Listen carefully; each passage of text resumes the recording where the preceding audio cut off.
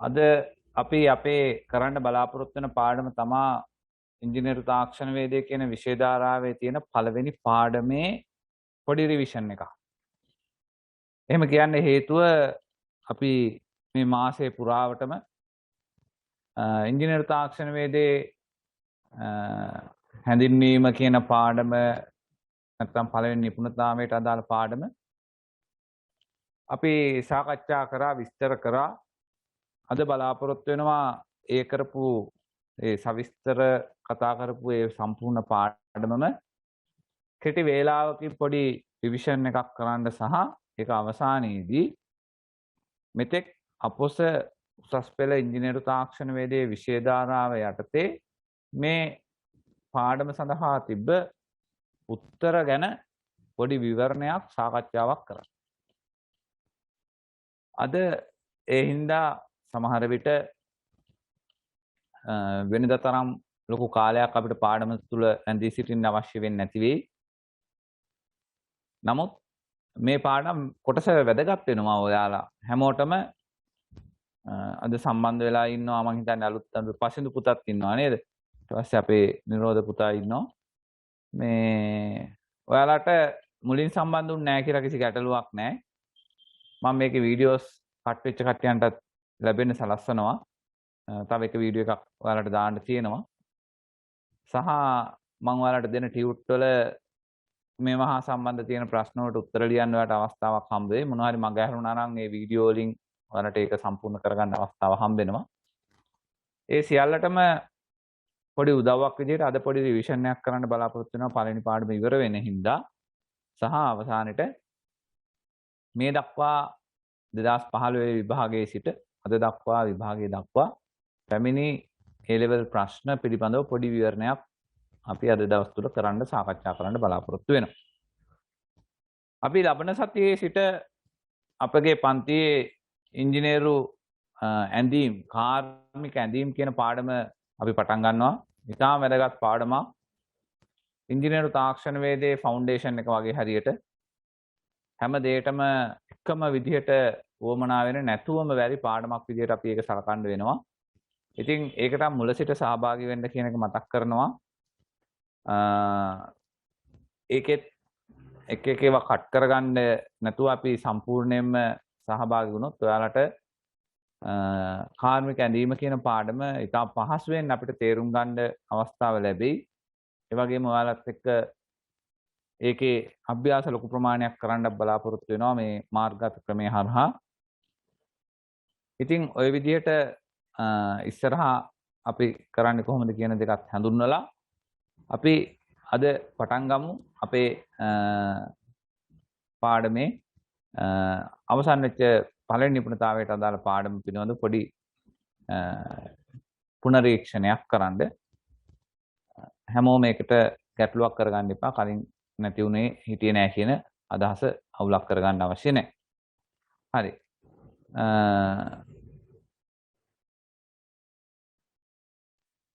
අපි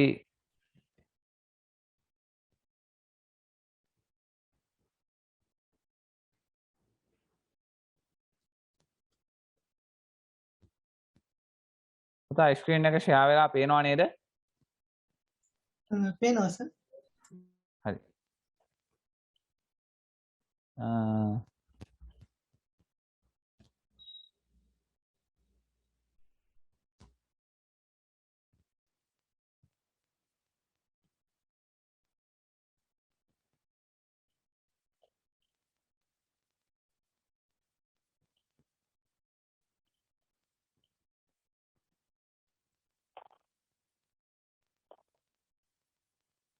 හරි. අපේ පළවෙනි නිපුණතාවය උනේ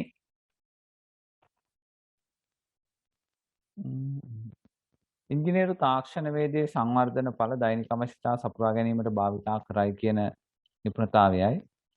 ඒක යටතේ අපි ඉස්සරහාම වුමනා සහ අවශ්‍යතා මිනිසා කෙරෙහි බලපෑම පින කතා කරා. ඒ වගේම මූලික අවශ්‍යතා කියන්නේ මොනවද? ආහාර, වාසස්ථාන, ඇඳුම් පැළඳුම් ආදී පිළිබඳව අපි අතීතයේ සිට කොහොමද ඒවා විකාශනය වුණේ කියන දේ පිළිබඳව අපි කතා කරා. ඊට පස්සේ මේ මූලික අවශ්‍යතා ඌමනාව බවට පෙරළුනහම ඒ ඌමනාව කොච්චර සංකීර්ණ වෙනවද? ඒක මිනිසුන් ඇති කර ගැනීම තුළ අපි විවිධ ආසාවන් පසුපස හඹා යනවා කියන කාරණාව අපි ඉගෙන ගත්තා. ඒක තුළ ඌමනාව කියන එක ගොඩනගෙනවා කියන එක දැනගත්තා. ඊට පස්සේ මේ එක් මූලික අවශ්‍යතා සඳහා ඌමනාවන් කිහිපයක් යටතේ අපි කතා කරනු ලැබුවා. ඌමනාව ගොඩක් සංකීර්ණයි කියලා කතා කරනු ලැබුවා. හැබැයි එහෙම ඌමනාවක් ඇතිවීම තුළ තමයි අපිට තාක්ෂණ වේදයක් කියන එකක් බිහි වෙන්නේ කියන කතාවට අපි ආවා. එතකොට අවශ්‍යතා හා ඌමනා හේතුවෙන් විශේෂයෙන්ම අවශ්‍යතාවයේ ඌමනාව බවට පත්වීම නිසා ගැටලුකාරී තත්වයකට පත් වෙනවා මිනිසා සමහර තැන්වලදී. ඒ ගැටලුකාරී තත්ත්ව නිසා ගැටලුව විසඳා ගැනීම සඳහා විසඳුම් හොයාගෙන යනවා. ඒ විසඳුම තුළ තාක්ෂණ වේදයේ කියන කාරණාව තියෙනවා කියලා අපි අඳුනගත්තා. තාක්ෂණ වේදය එතනින් තමයි බිහි වෙන්නේ කියලා. තාක්ෂණ වේදය සඳහා අපි කෙටි නිර්වචනයක් ඉගෙන ගත්තා. මේකේ මූලික වදන් සහිතව මූලික වදන් ඉස්මතු වන විදිහට උදාහරණට කැමති විදිහට මේක නිර්වචනයක් ඉදිරිපත් කරන්න කියන කාරණාව මම ඉදිරිපත් කළා. ගැටලුවන් නිවැරදිව හඳුනා ගැනීමත් උචිත විසඳුමක් තෝරා ගැනීමත් සඳහා දැනුම ශිල්පීය ක්‍රම උපකරණ හා ශක්තිය යොදවමින් ද්‍රව්‍ය හැසිරවීමත් මේ ඔස්සේ උචිත විසඳුම් නිර්මාණය කර ගැනීමත් ගොඩනගා ගැනීමත් තාක්ෂණ වේදය නම් වේ කියලා අපි තාක්ෂණ වේදය සඳහා කෙටි නිර්වචනයක් හඳුනාගත්තා. ඊට පස්සේ මේ තාක්ෂණ වේදය සඳහා අපිට තියෙන විශේෂේෂ්ඨ මොනවද කියන එක අපි අඳුර ගන්න උත්සාහ කරා. අපිට මෙතකයි කියලා ඒවා නවත්තන්න කියලා ඉවර කරන්න බැරි වුණා. අපි තාක්ෂණ වේදයේ විශේෂේෂ්ඨ යටතේ ඉලෙක්ට්‍රොනික තාක්ෂණ වේදයේ, ඉංජිනේරු තාක්ෂණ වේදයේ, යාන්ත්‍රික තාක්ෂණ වේදයේ මේ ආදී විදිහට තාක්ෂණ වේදයන් ශේෂ්ත්‍රයන් ගොඩක් පවතිනවා කියන කාරණාව අපි හඳුනාගත්තා.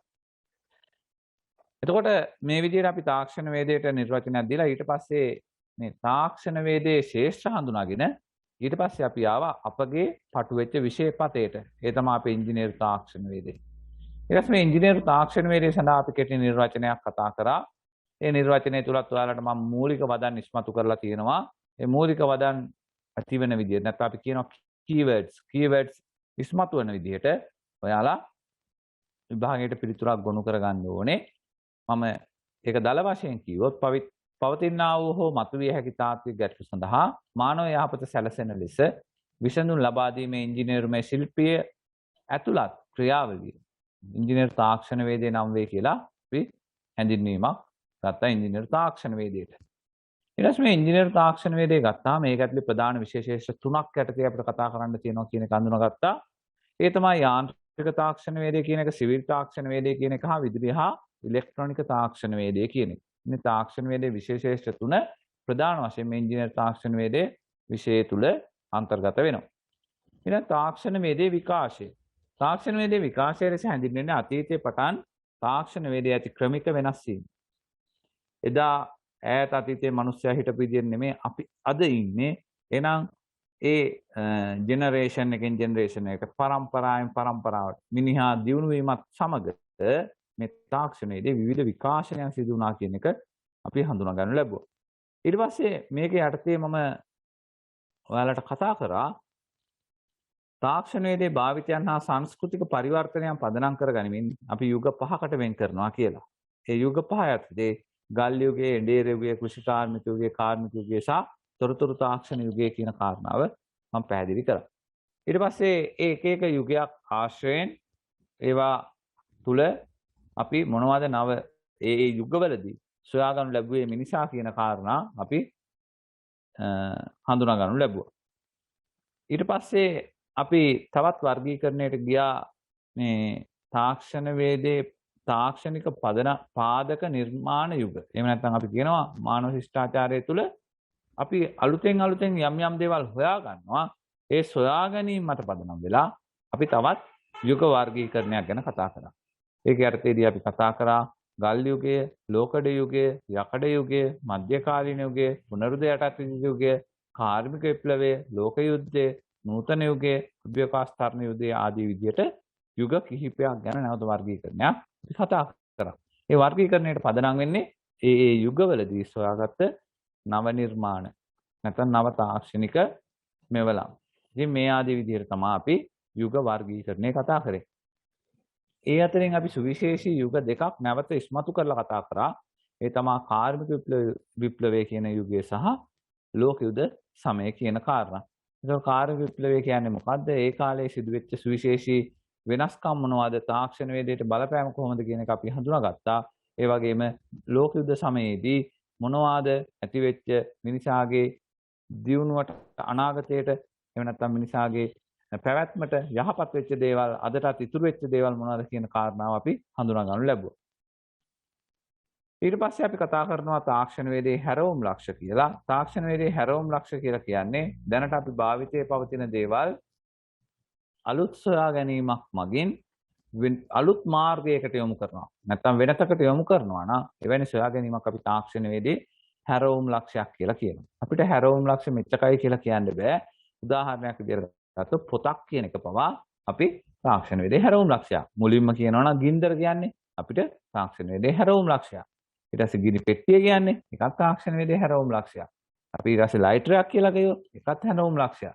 ගිනි ගලක් කියලා කිව්වොත් එකක් හැරවුම් ලක්ෂයක්. මේ ආදී විදිහට අපිට මෙච්චරයි කියලා කියන්න බෑ. දා විශාල සංඛ්‍යාවක් තාක්ෂණ වේදේ හැරවුම් ලක්ෂ අපිට හඳුන්වා දෙන්න පුළුවන්. එතකොට මේ තාක්ෂණ වේදේ හැරවුම් ලක්ෂ අපි නිර්වචනය කරේ කොහොමද? භාවිතයේ දැනට පවතින මොනවා හරි තාක්ෂණික මෙවලමක් හරි මොකක් හරි කමන්නේ. ඒක අලුත් සොයා ගැනීමක් මතින් නව මගකට යොමු වෙනවා නම් ඒ හැම දෙයක්ම තාක්ෂණ වේදේ හැරවුම් ලක්ෂ්‍ය බවට තමයි අපි හඳුනා ගන්න ලැබුවේ. ඉතින් ඕන තරම් අපිට තාක්ෂණ වේදේ හැරවුම් ලක්ෂ්‍ය වලට උදාහරණ තියෙනවා. එතකොට තවදුරටත් අපි ඒ තාක්ෂණ වේදේ හැරවුම් ලක්ෂ්‍ය තුළ තවත් හඳුනාගත්ත සුවිශේෂී දේවල් තමයි කාලයා ගෑවෑමීම.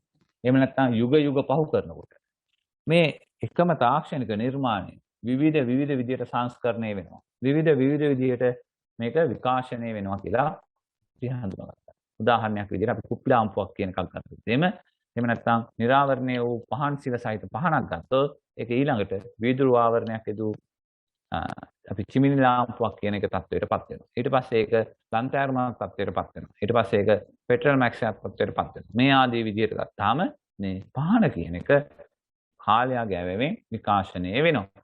ඉතින් මේ ආදී විදිහට අපිට උදාහරණ ගොඩක් කියන්න පුළුවන්. ඒ උදාහරණ අපි කිහිපයක්ම ඔයාලගේ පාඩම් මාලාව තුළ මම සාකච්ඡා කරලා තියෙනවා. ඊට පස්සේ මේ තාක්ෂණ වේදය අපිට බලපාන්නේ කොහොමද? අපිට කියලා කියපුවම මිනිසා සමාජයට විතරක් නෙමේ පරිසරය කියන කොටස අපිට හඳුනා ගන්න වෙනවා. එතකොට මිනිසා සමාජයට තාක්ෂණ වේදයේ බලපෑම කොහොමද? පරිසරයට බලපෑම කොහොමද? මිනිසා සමාජයට තියෙන බලපෑම යහපත්ද? එහෙම නැත්නම් අයහපත්ද? එහෙම නැත්නම් පරිසරයට තියෙන බලපෑම යහපත්ද? අයහපත්ද? ආදී විදිහට අපිට පරීක්ෂකවරයාට ගම්ම්‍ය වෙන විදිහට පිළිතුරක් ගොනු කර ගැනීමේ හැකියාව අපි ලබා ගත යුතු තියෙනවා. ඉතින් ඒ විදිහට උත්තරය ලිවිය යුතුයි කියන කාරණාව මම ඔයාලට මතු කරමින් මේ තාක්ෂණ වේදේ බලපෑම පැහැදිලි කිරීම කරා. ඊට පස්සේ මේ නිපුණතාවයේ මේ අපි කතා කරගෙන යන්නේ නිපුණතාවයේ පළවෙනි නිපුණතා මට්ටම් 1. නිපුණතා මට්ටම් 1 අවසාන කොටස විදිහට තියෙන්නේ තාක්ෂණ වේදේ අනාගත ප්‍රවණතා ගැන කතා කරලා. තාක්ෂණ වේදේ අනාගත ප්‍රවණතා කියලා කියන්නේ අපි තාත්වික අනාගත පුරෝකතන මොනවද මේ තාක්ෂණ වේදේ හා සම්බන්ධ කියන දේවල් තමයි තාක්ෂණ වේදේ අනාගත ප්‍රවණතා විදිහට අපි දකින්නේ. අපිට කියන්න පුළුවන් වර්තමානයේ තියෙන විදුලි අපි පුනර්ජනනීය නොවන දේවල් භාවිතා කරන්නේ හින්දා පුනර්ජනනීය ද්‍රව්‍ය විතරක් භාවිතා කරලම අපි සමස්ත විදුලි ඉල්ලුම සපුරාලනවා. මේක අපිට තාක්ෂණ වේදේ අනාගත ප්‍රවණතාවක් විදිහට දකින්න පුළුවන්. අද අපි විදුලිය ගෙන යන රැහැන් භාවිතා කරනවා. අනාගතයේදී අපි රැහැන් භාවිතා නොකර විදුලිය හැමයා ගෙන යන මොනවා හරි ක්‍රමවේදයක් හඳුනා ගන්නවා. ඉතින් මේවා තාක්ෂණ වේදේ අනාගත ප්‍රවණතා. තව කෙනෙකුට කියන්න පුළුවන් දැන් වයස්ගත ජීවිතයේ සාමාන්‍ය පුද්ගලයෙක් ආයු අපේක්ෂාව අවුරුදු 60යි අවුරුදු 100 දක්වා වැඩි කරනවා. සමහරට ඒවත් තාක්ෂණ වේදේ අනාගත ප්‍රවණතාව වෙන්න පුළුවන්. ඉතින් මේ ආදී විදිහට ගොඩාක් දේවල් ලියන්න පුළුවන් කියන්න පුළුවන්. කාරණා කිහිපයක් අපි මතු කළා මේ කතා කරගෙන සිදු කරා. ඔයාලට උනත් ඕනේ පුරෝකතනයක් කරන්න පුළුවන්. හැබැයි පුරෝකතනේ තාත්වික යුතු කියන එක ඉතා පැහැදිලිව කියන්න ඕනේ. එතකොට ওই විදිහට අපිට තාක්ෂණ වේදේ අනාගත ප්‍රවණතා කියන කොටස ඉවර වෙනවා. ඒකෙන් පළවෙනි නිපුණතාවයට අදාළ නිපුණතා මට්ටම් 1 කියන විෂය නිර්දේශයත් එක්ක ගත්තාම අවසන්. ඊට පස්සේ අපි ඊළඟ දවසක අපි පටන් ගත්තා නිපුණතා මට්ටම් දෙකට අදාළ නිෂ්පාදනයේ වැඩි දියුණු වීම වාණිජකරණය හා තාක්ෂණවේදී කළමනාකරණය කියන පළවෙනි මාතෘකාව යටතේ ඇති උප මාතෘකා දෙක එහෙම නැත්නම් නිපුණතා මට්ටම් දෙක ගැන කතා කරා. ඒකෙදී අපි විශේෂයෙන්ම කතා කරා නිෂ්පාදන කියන ප්‍රධාන ආකාර දෙකකට අපි ගාව තියෙනවා. ඒ තමයි භාණ්ඩ හා සේවා. ඊට පස්සේ මේ භාණ්ඩ හා සේවා එහෙම නැත්නම් අපි කියනවා ඊට පස්සේ නිෂ්පාදන වැඩි දියුණු වීම වෙනවා. නිෂ්පාදන වැඩි දියුණු වීම වෙනවා කියන එක අපි අඳුනගන්නේ කොහොමද?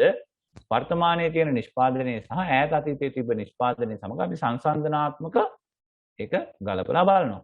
එහෙන් බලනකොට අපිට මේ තුල යම් නවීකරණයක් වෙලා තියෙනවා නම් අපි හිතනවා ඒක නිෂ්පාදනයේ වැඩි දියුණු වෙලා කියලා. එහෙම නිෂ්පාදනයේ වැඩි දියුණු වෙලා කියන එක අපි සාමාන්‍යයෙන් කටවචනයට කියනවා නෙමෙයි යම් නිර්ණායක මූලිකව තමයි ඒක හඳුනාගන්නේ. එහෙම ගන්න පුළුවන් තක්සේරු කරන්න පුළුවන් නිර්ණායක කීපයක් අපි කතා කරා. උදාහරණයක් විදිහට නිවැරදි ක්‍රියාකාරීත්වය, ඉහළ කාර්යක්ෂමතාව, මානව සාධක නියාමනයේ ගැළපීම, බහුකාර්ය අංග, සෞඛ්‍ය ආරක්ෂිත බව, පරිසර හිතකාමී බව මේ ආදී විදිහට නිෂ්පාදන වැඩි දියුණු වීම සලකා බලන නිර්ණායක අපි කීපයක් හඳුනා ගන්න ලැබුවා. ඊට පස්සේ අපි නිෂ්පාදන වැඩි දියුණු වීම කියලා ගත්තාම භාණ්ඩ හා සේවා විතරටද? නෑ. භාණ්ඩ හා සේවා විතර නෙමෙයි. යම් ශේෂ්ත්‍රයන් ආශ්‍රිත වුණත් නිෂ්පාදන වැඩි දියුණු වීමක් අපිට සිදු වෙනවා කියන එක හඳුනා ගන්න පුළුවන්. එතකොට යම් ශේෂ්ත්‍රයක් ආශ්‍රිතව කොහොමද මේ නිෂ්පාදන වැඩි දියුණු වීම සිදු වෙන්නේ? නිෂ්පාදන ශේෂ්ත්‍රයන් මොනවද එහෙම වැඩි දියුණු වීම අපිට සලකා බලන්න පුළුවන්. ඒ ආදී විදිහට ගත්තාම අපි කතා කරා උදාහරණ කීපයක්. කර්මාන්ත, ඉදිකිරීම, අධ්‍යාපන, සෞඛ්‍ය, ප්‍රවාහන, ජනසන්නිවේදන, බැංකු මූල්‍ය හා ක්‍රීඩා විනෝද කටයුතු මේ ආදී විදිහට. දැන් අපි අධ්‍යාපනය කියන කාරණාව ගත්තොත් එහෙම අධ්‍යාපන කියන කාරණාව අපි ගල්ලෑල්ලෙන් පටන් ගත්තා.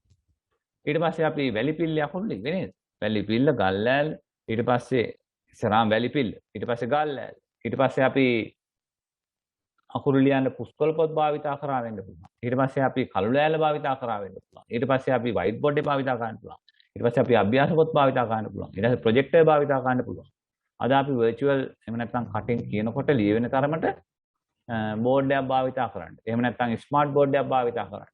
ඒ ආදී විදිහට අද ඉතාම දියුණු අධ්‍යාපනයක් අපා ඒක වැඩි දියුණු වෙලා තියෙනවා. ඉතින් මෙන්න මේ අධ්‍යාපන ශාස්ත්‍රය ගත්තත් එහෙම කරන්න පුළුවන්. ඒ වගේම අපිට අධ්‍යාපන ශාස්ත්‍රය තව දුරටත් ගත්තොත් අධ්‍යාපන ශාස්ත්‍රයේ ඉස්සර අපි පන්ති කාමරයකට ගොනු වෙන්න ඕනේ. එහෙම නැත්නම් ගුරුවරයා ඉන්න තැනට යන්න ඕනේ. නැත්නම් පාසලට යන්න ඕනේ. අද එහෙම නැහැ. අද දුරස්ථ අධ්‍යාපනය ගොඩාක් දියුණුයි. දැන් මේ කරන ඔන්ලයින් අධ්‍යාපනය, මාර්ගගත අධ්‍යාපනය ප්‍රවා ඔබගේ ගෙදරට, හරිද? ඔබගේ නිවසට, හරිද? නිවසට පන්ති කාමරය රැගෙන එනවා. එහෙම නැත්නම් අපි කිව්වොත් එහෙම පන්ති කාමරයට ආයේ තැන තැන යන්න රක්තියාදු වෙන්න කාලය කල්මරන්න, හරිද?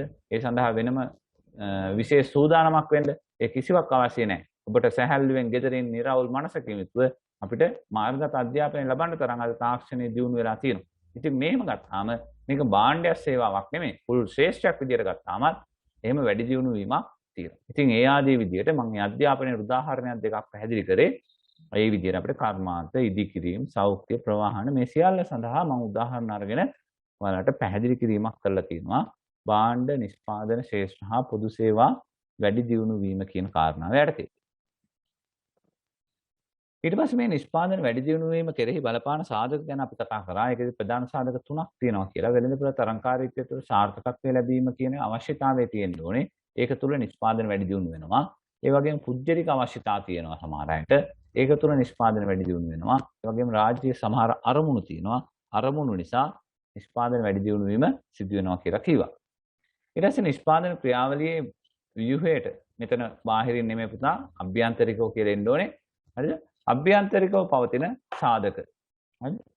එතකොට ඒ අභ්‍යන්තරිකව පවතින සාධක කියන කතාවක් මෙතන එන්න ඕනේ. මෙතන මාතෘකාවේ මයි චූටි කරද්දක් තියෙනවා.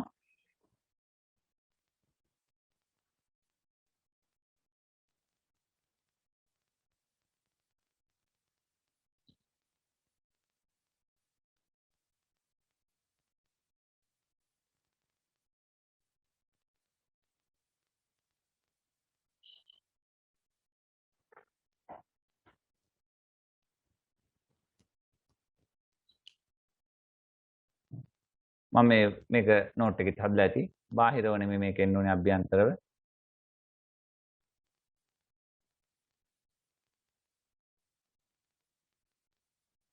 අභ්‍යන්තරව පවතින සාධක විදිහට අපි ප්‍රධාන සාධක හතරක් ගැන කතා කරා. ඒ තමයි සම්පත්, ශිල්පීය ඥාන, පරිේශන හා කළමනාකරණය කියන එක. ඊට පස්සේ සම්පත් කියන එක අපිට ඕන නම් අමුද්‍රව්‍ය මානව යන්ත්‍ර සූත්‍ර කියලා අපිට නැවතත් වෙන් කරන්න පුළුවන්. එතකොට මෙන්න මේ නිෂ්පාදන ක්‍රියාවලියේ ව්‍යුහයට අභ්‍යන්තරිකව මෙන්න මේ සාධක අනිවාර්යෙන් බලපානවා. මොනවද? සම්පත්, ශිල්පීය ඥානයේ පරිේශන, කර්මාන් කළමනාකරණය කියන කාරණා. සම්පත් කියපුවාම ඒක නැවතත් අමුද්‍රව්‍ය මානව සම්පත් සහ යන්ත්‍ර සූත්‍ර කියන එක අපි හඳුනාගත යුතු තියෙනවා. ඊට පස්සේ අපිට එනවා නිෂ්පාදන ක්‍රියාවලියේ ව්‍යුහයට ඔය අභ්‍යන්තරිකව බලපාන සාධක තව තියෙනවා. බාහිරින් බලපාන සාධක. බාහිරින් බලපාන සාධක කියන ඒවා අපිට බාහිරින් බලපාන සාධක කියන ඒවා අපිට වෙනස් කරන්න බෑ. ඒ බාහිර සාධක ඒ වගේ උදාහරණ විදිහට අපිට සමාජ සාධක, ආර්ථික සාධක, භූගෝලීය සාධක සහ නීති හා රෙගුලාසි කියන කාරණා අපිට අඳුන ගන්න පුළුවන්. ඊට පස්සේ අපි ඉගෙන ගන්න ආපු කොටස තමයි වාණිජකරණය කියන්නේ මොකක්ද කියලා. වාණිජකරණය සඳහා මම ඔයාලට පොඩි හැඳින්වීමක් කතා කරා. වාණිජකරණය වෙන්නේ කොහොමද කියලා. වාණිජකරණය කියන එක මිනිස්සු තුළට ආවේ කොහොමද කියන එක පිළිබඳව හැඳින්වීමක් කරා. ඊට පස්සේ වාණිජකරණය සඳහා පොඩි නිර්වචනයක් කතා කරා. ඒ නිර්වචනය තුලත් මම මූලික වදන් කීපයක් ඉස්මතු කරා. ඒවා ඇතිවන ඒවා එකතු වෙන විදිහට පරීක්ෂකවරයාට තේරෙන භාෂාවෙන් ඔයාලා නිර්වචනයක් ඉදිරිපත් කරන්න කියන එක පැහැදිලි කරා. වාණිජකරණයක් තුළදී අපි කතා කරන්නේ අතන වෙළඳ පළාත් තුළ තමයි වාණිජකරණයක් ඇති වෙන්නේ. ඉල්ලුම් සැපයුම් බලවේග තියෙන්න ඕනේ. ඒ වගේ ලාභය අරමුණු කරගන්න මේ මිනිස් අවශ්‍යතා හා උමනා සපුරාලීමට තමයි අපි වාණිජකරණය කියලා හැඳින්වීමක් කරේ. එතකොට මේ වාණිජකරණයක් ඇති වෙන්න නම් අනිවාර්යයෙන්ම ඉල්ලුම කියන එක තියෙන්න ඕනේ. ඉල්ලුම තමයි මෙතන මූලිකම වදන. ඒ හින්දා ඉල්ලුම කරේ බලපාන සාධක මොනවද කියලා විශේෂ කරලා අපි ඉගෙන ගත්තා, හඳුනාගත්තා. ඒකෙදී අපි කිව්වා ක්‍රියා ශක්තිය, පාරිභෝගික සංඛ්‍යාව, නිෂ්පාදනයේ ගුණාත්මක බව, කල්පැවැත්ම, පෙනුමට හා යුගයට ගැලපීම, මිනිසා කල්ප, සංස්කෘතික ලක්ෂණ මේ ආදී කියන කාරණා ඉල්ලුම කරේ බලපාන සාධක විදියට තියෙනවා කියලා. ඊට පස්සේ නිෂ්පාදන වැඩි දියුණු වීම කෙරෙහි බලපාන සාධක මොනවද කියන දේ නැවතත් ඒක තුල ඇති වෙන බලපෑම ගැන කතා කරා. නිෂ්පාදන වැඩි දියුණු වීම කෙරෙහි ඇති කරන බලපෑමක් තියනවාද? නිෂ්පාදන වැඩි දියුණු වුණාම ඉස්සර කතා කරේ අපි තාක්ෂණ වේදේ බලපෑම ගැන. දැන් මේ කතා කරන්නේ නිෂ්පාදන වැඩි දියුණු වීමේ බලපෑම. මේ දෙක ගොඩක් වෙලාවට වෙන් කරන්න බෑ. හරිද? දෙකම සමානයි වගේ තමයි. නමුත් අපි මේකේ උත්තරේ ලියනකොට ඔයාලා ඒ අදාළ ප්‍රශ්නය අනුව පරීක්ෂකවරයාට පැහැදිලි වෙන විදිහට පිළිතුරක් ගොනු කළ යුතු වෙනවා. හරි? එතකොට නිෂ්පාදන වැඩි දියුණු වීම කෙරෙහි බලපාන සාධක ගත්තත් ඉස්සර විදිහටම ඇත්තටම මිනිසා සමාජයට හිතකර බලපෑම් ඇති කරන ඒවා තියෙනවා, හිතකර බලපෑම් ඇති කරන ඒවා තියෙනවා. ඒ වගේම අපි කතා කරා පරිසරයට හිතකර බලපෑම් ඇති කරන ඒවා තියෙනවා, අහිතකර බලපෑම් ඇති කරන ඒවා තියෙනවා. එතකොට ඒ සඳහා උදාහරණ කිහිපයක් ගත්තොත් මම එකක් දෙකක් නිගමට නැවත පැහැදිලි වෙන්න අදහසක් වෙන්න කියනවා. භාණ්ඩ හා සේවාවන්ගේ ශීඝ්‍ර ප්‍රමාණාත්මක වර්ධනය හා පරිභෝජන හේතුවෙන් සම්පත් අධික ලෙස භාවිතය හා සම්පත් ක්ෂය වීම. ඒතකොට දැන් මේක අපිට සලකන්න වෙන්නේ පරිසරය හා සම්බන්ධ කතාවක්. හැබැයි අහිතකරයි සම්පත් ක්ෂය වෙනවා. හරි? එකම අවශ්‍යතාවයක් වෙනුවෙන් විවිධ වර්ගයේ නිෂ්පාදන බිහිවීම තුළ රුචිය අනුව භාණ්ඩ හා සේවා තෝරා ගැනීමේ හැකියාව ලැබෙනවා. එතකොට මේක නම් අපිට මොකද්ද? මිනිසා සමාජය කෙරෙහි ඇති කරන බලපෑමක්, යහපත් බලපෑමක් විදිහට තමයි සලකන්න වෙන්නේ.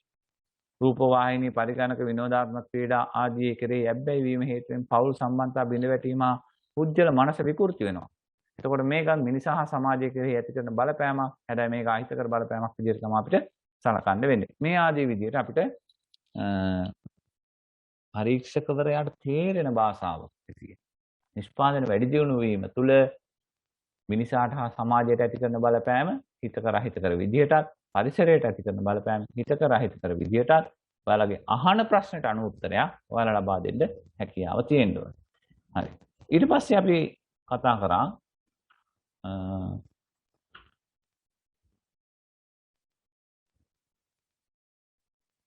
තාක්ෂණවේදී කළමනාකරණය කියලා. තාක්ෂණවේදී කළමනාකරණය කියන පාඩමත් තවත් සුවිශේෂී පාඩමක් වෙනවා. හේතුව තමයි තාක්ෂණවේදී කළමනාකරණය කියන එක අපිට වැදගත් වෙන්නේ මේ පළවෙනි පාඩමේ විෂය කොටස ප්‍රමාණයට පමණක්මයි. මොකද අපි කළමනාකරණය කියලා පාඩමක් නැවත 13 අවසාන පාඩම විදියට ඔයාලා ඉගෙන ගන්න. නමුත් මේ දෙක අතර පොඩි වෙනසක් තියෙනවා. ඒ තමයි ශිෂ්‍යයන් අතර තියෙන වෙනස.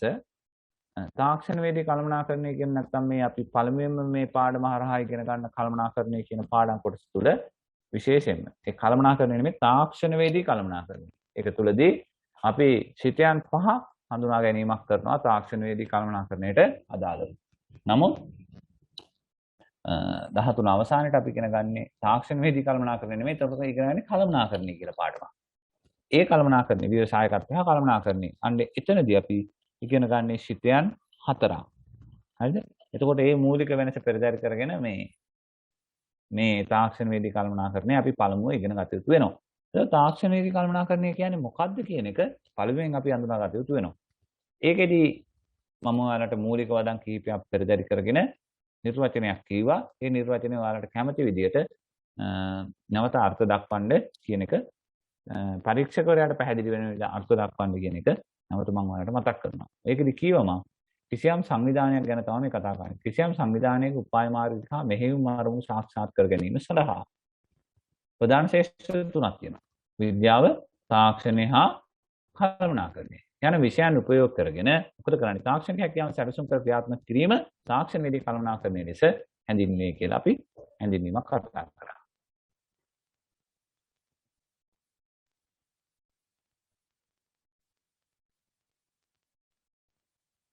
පුතා මගේ ෂෙයාරින් එකේ මොන හරි ගැටලුවක් තියෙනවද?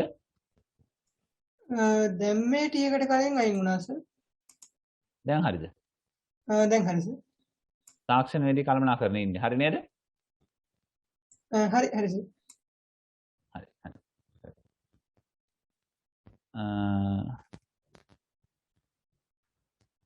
ඊට පස්සේ තාක්ෂණයේදී කළමනාකරණයේ සිතයන් අපි කියවා පහක් තියෙනවා කියලා. ඒ පහ තමයි නිර්මාණකරණය, සැලසුම්කරණය, පාලනය, මෙහෙයවීම සහ සංවිධානය.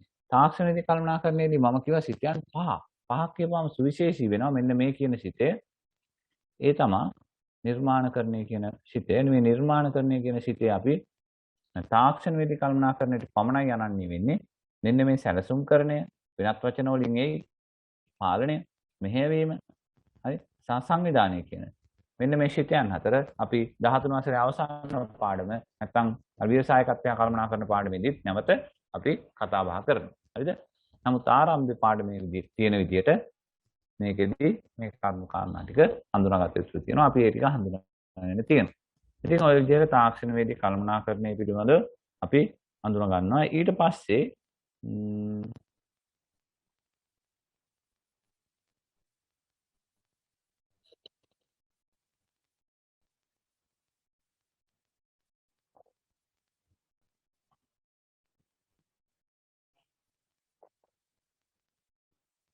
තාක්ෂණවේදී කළමනාකරණයේදී සැලකිලිමත් යුතු කරුණු පිළිබඳව කතා කරනවා. තාක්ෂණවේදී කළමනාකරණයේදී සැලකිය යුතු කරුණු විදිහට අපි ප්‍රධාන කරුණු හතරක් ගැන කතා කරනවා. සංවිධානය තුළ තාක්ෂණවේදී භූමිකාව කියන්නේ මොකද්ද? තාක්ෂණවේදී සම්බන්ධ අනාවැක් කියන්නේ මොකද්ද? තාක්ෂණවේදී ගමන් මඟ හඳුනා ගැනීම කියන්නේ මොකද්ද? ව්‍යාපෘති පරිමාණය කියන්නේ මොකද්ද? මේ ආදී විදිහට තම තාක්ෂණවේදී කළමනාකරණයේදී සැලකිය යුතු කරුණු පිළිබඳව හඳුනා ගන්නවා. හඳුන්වා දෙනවා. ඊට පස්සේ ඔතනින් අපේ පළවෙනි පාඩමට අදාළ නිපුණතා මට්ටම් දෙකක් ඉවර වෙනවා. පළවෙනි පාඩමට අදාළව නිපුණතා මට්ටම් 3යි. මේ තමයි අවසාන නිපුණතා මට්ටම. ඒ තමයි දේශීය කර්මාන්ත පරිසරය කියලා. දේශීය කර්මාන්ත පරිසරය කියන නිපුණතා මට්ටම ඇතුළේදී අපිට කතා කරන්නේ අපේ පරණ කාලේ ඉඳන් තිබ්බ දේශීය කර්මාන්ත තිබ්බද? අද කොහොමද මේ දේශීය කර්මාන්ත තියෙන්නේ? අවසානයේ දේශීය කර්මාන්ත සංවර්ධනය වෙලාද කියන කාරණා සහ වර්ගීකරණයන් කීපයක් යටතේ අපි දේශීය කර්මාන්ත පරිසරය කියන පාඩම නැත්නම් නිපුණතා මට්ටම මෙතනින් එහාට අපිට කතා කරන්න තියෙනවා. එතකොට දේශීය කර්මාන්ත පරිසරය කියන පාඩමට ආරම්භයක් වෙනකොට අපි කතා කරා දේශීය කර්මාන්ත කොච්චර කාලෙක ඉඳන් තියෙන්නේ, කොච්චර පැරණිද? මෙහෙම කියන්නේ අපි ගාව ඇහැට බලලා දැකලා එහෙම සාක්ෂි සමහර තැන් වෙලා නැහැ. එතකොට අපි ගොඩක් වෙලාවට පුරාවෘත්ත එහෙම නැත්නම් ඔය සෙල් ලිපි එහෙම නැත්නම් විවිධ ලිපි ලේඛන ඒ ආදී පිළිබඳව එහෙම නැත්නම් පුරාවිද්‍යාත්මක සාක්ෂි පදනම් කරගනිමින් තමයි පහුගිය ඈත අතීතයේ අපේ දේශීය කර්මාන්ත පරිසරයක් තිබ්බා කියන එකට සාක්ෂි හොයාගන්නේ. ඒ සොයාගත්ත සාක්ෂි අතර කිහිපයක් මම මේ රූප වලින් පෙන්නලා තියෙනවා. මම හිතනවා ඔයාලට ඒ රූප දකින්නකොට මොනවද මේ කියන කාරණා කියන එක අඳුර ගන්න පුළුවන් වෙනවා ඇති. පළවෙනි එකේදී අපි කියන්නේ මේ විජය රජුරුව ලංකාවට එනකොට කුවේණිය කපු කඩමින් හිටියා. එහෙනම් රෙදිපිලි සම්බන්ධ මොනවා හරි කර්මාන්තයක් ඒ කාලේ ලංකාවේ තියෙන්නේ නැති. ඊට පස්සේ මේ දෙවෙනියට තියෙන්නේ සීගිරි උද්‍යානයක්. එතකොට උද්‍යාන සකස් කිරීම පිළිබඳව තාක්ෂණයක් නැත්නම් ජල පරිවහනය පිළිබඳව හොඳ තාක්ෂණයක් ලංකාවේ තියෙන්නේ නැති. එහෙම නැත්නම් වැවක්. හරිද? වාරි තාක්ෂණයක් තියෙන්නේ නැති. ඊළඟ එකේදී පෙන්වන්නේ ගොඩනැගිලි නැත්නම් දාගැබ් ඉදිකිරීම පිළිබඳව ලංකාවේ දැනටමත් සාක්ෂි තියෙනවා. හරිද? එතකොට එහෙනම් ඒවන් වූ ශිල්පීය ක්‍රම පිළිබඳව දේශීය තාක්ෂණයක් ඒ කාලේ මිනිස්සු ගාව තියෙන්නේ නැති කියන ඒවා අපිට පුරාවෘත්ත සාක්ෂි වලින් එනවා. ඊට අමතරව අපි කියවලා තියෙන පතපොත ආශ්‍රයේදී මහින්දාගමනය, සංගමිත්තාගමනය, ඒ ආදී විදේශ ආක්‍රමණ ඒවා තුලදීනු යම් යම් දේශීය කර්මාන්තය සඳහා යම් පෝෂණයක් ලැබෙන්න ඇති කියන එක පිළිබඳව අපිට සාක්ෂි එනවා. ඊට පස්සේ අපි මේ දේශීය කර්මාන්ත කියන එක වර්ගීකරණයක් කරලා ඉගෙන ගන්නවා. ඒකෙදි පළමුවෙන්ම කතා කරනවා අපේ දේශීය කර්මාන්තයේ මොනවද සිදු කරන නිෂ්පාදනය? ඒ නිෂ්පාදනය අනුව අපිට කර්මාන්ත වර්ගීකරණය කරන්න පුළුවන්. අපිට මේකෙදි ගොඩාක් කර්මාන්ත තියෙනවා. කුඹල් කර්මාන්ත, මැණික් කර්මාන්ත, කජු කර්මාන්ත, රන් කර්මාන්ත, තේ කර්මාන්ත, පොල් කර්මාන්ත, රබර් කර්මාන්ත මේ ආදී විදිහට අපිට කර්මාන්ත ගොඩාක් අපිට දේශීය කර්මාන්ත වර්ගීකරණයේ සිදු කරන නිෂ්පාදනය අනුව කර්මාන්ත වර්ගීකරණය අපිට ගන්න පුළුවන්. ඊට පස්සේ අපි දෙවෙනියට කතා කරනවා නිෂ්පාදන ස්වරූපය අනුව කර්මාන්ත වර්ගීකරණය. දැන් නිෂ්පාදන ස්වරූපය කියලා ගත්තාම ඒක අපිට පුජ්‍යලයට ඕන විදිහට නිෂ්පාදන ස්වරූපයේ වර්ගීකරණය හැඳින්වීම කරන්න පුළුවන්. නමුත් එහෙම කරා වුණාට ඒක පිළිගත හැකි වෙන්න එපා. පිළිගත හැකි වීම සඳහා අපි නිෂ්පාදන ස්වරූපය අනුව කර්මාන්ත වර්ගීකරණය උපුටාගන්නේ මහා බැංකු වාර්තාවෙන්. සාමාන්‍ය වාර්ෂිකව ලංකාවේ ආර්ථිකය සමාජය ගැන විවරණයක් කරන තාම ජනප්‍රිය ප්‍රසිද්ධ වැදගත් හරිද පොතක් විදිහට තමයි මහා බැංකු වාර්තාව. අපි හඳුන්වන්න ලබයි. එතකොට මේ මහා බැංකු වාර්තාවේ නිෂ්පාදන ස්වරූපය අනුව කර්මාන්ත වර්ගීකරණය සිදු කරනවා. ඒක තුල තියෙන්නේ ප්‍රධාන ශ්‍රේෂ්ඨ හතරයි. පතල් හා කැණීම් කර්මාන්ත කියලා තියෙනවා. ඒකට තමයි මිනිරම් මැණික් ඔය කණිජ වැලි අරම මේවා. ඊට පස්සේ තියෙනවා ද්‍රව්‍ය සැකසීම් කර්මාන්ත කියලා. ද්‍රව්‍ය සැකසීම් කර්මාන්ත කියලා ගත්තාම අපේ අපනයන භෝග තේ, පොල්, රබර්, කුළු බඩු ඒවා ගැන තමයි කතා කරන්නේ. ඊට පස්සේ තියෙනවා නිමි භාණ්ඩ තැනීම. අපි හදනවා පිඟාන්, ටයර්, පාවාන් ඔය ආදී විදිහට. ඒවට අපි කියන්න පුළුවන් නිමි භාණ්ඩ තැනීම. ඊට පස්සේ තියෙනවා අලුත් වැඩි යහන නඩත්තු සේවා. වාහන, ගොඩනැගිලි ඒ වගේ දේවල් අපිට ගන්න. එහෙනම් නිෂ්පාදන ස්වරූපය අනුව වර්ගීකරණය මහ බැංකු වාර්තාව පදනම් කරගෙන අපි ප්‍රධාන ශේෂ්ඨ හතරක් යටතේ වර්ගීකරණය කරනවා. ඒ තමත් දේශීය කර්මාන්ත වර්ගීකරණය. ඊළඟට අපි තවත් වර්ගීකරණයකට යනවා. ඒ තමයි ව්‍යුහයේ පරිමාණය අනුව වර්ගීකරණය. ව්‍යුහයේ පරිමාණය අනුව වර්ගීකරණයට ගියපුවාම ව්‍යුහයේ පරිමාණය අනුව වර්ගීකරණය අපිට තියෙන්නේ ප්‍රධාන ආකාර දෙකයි.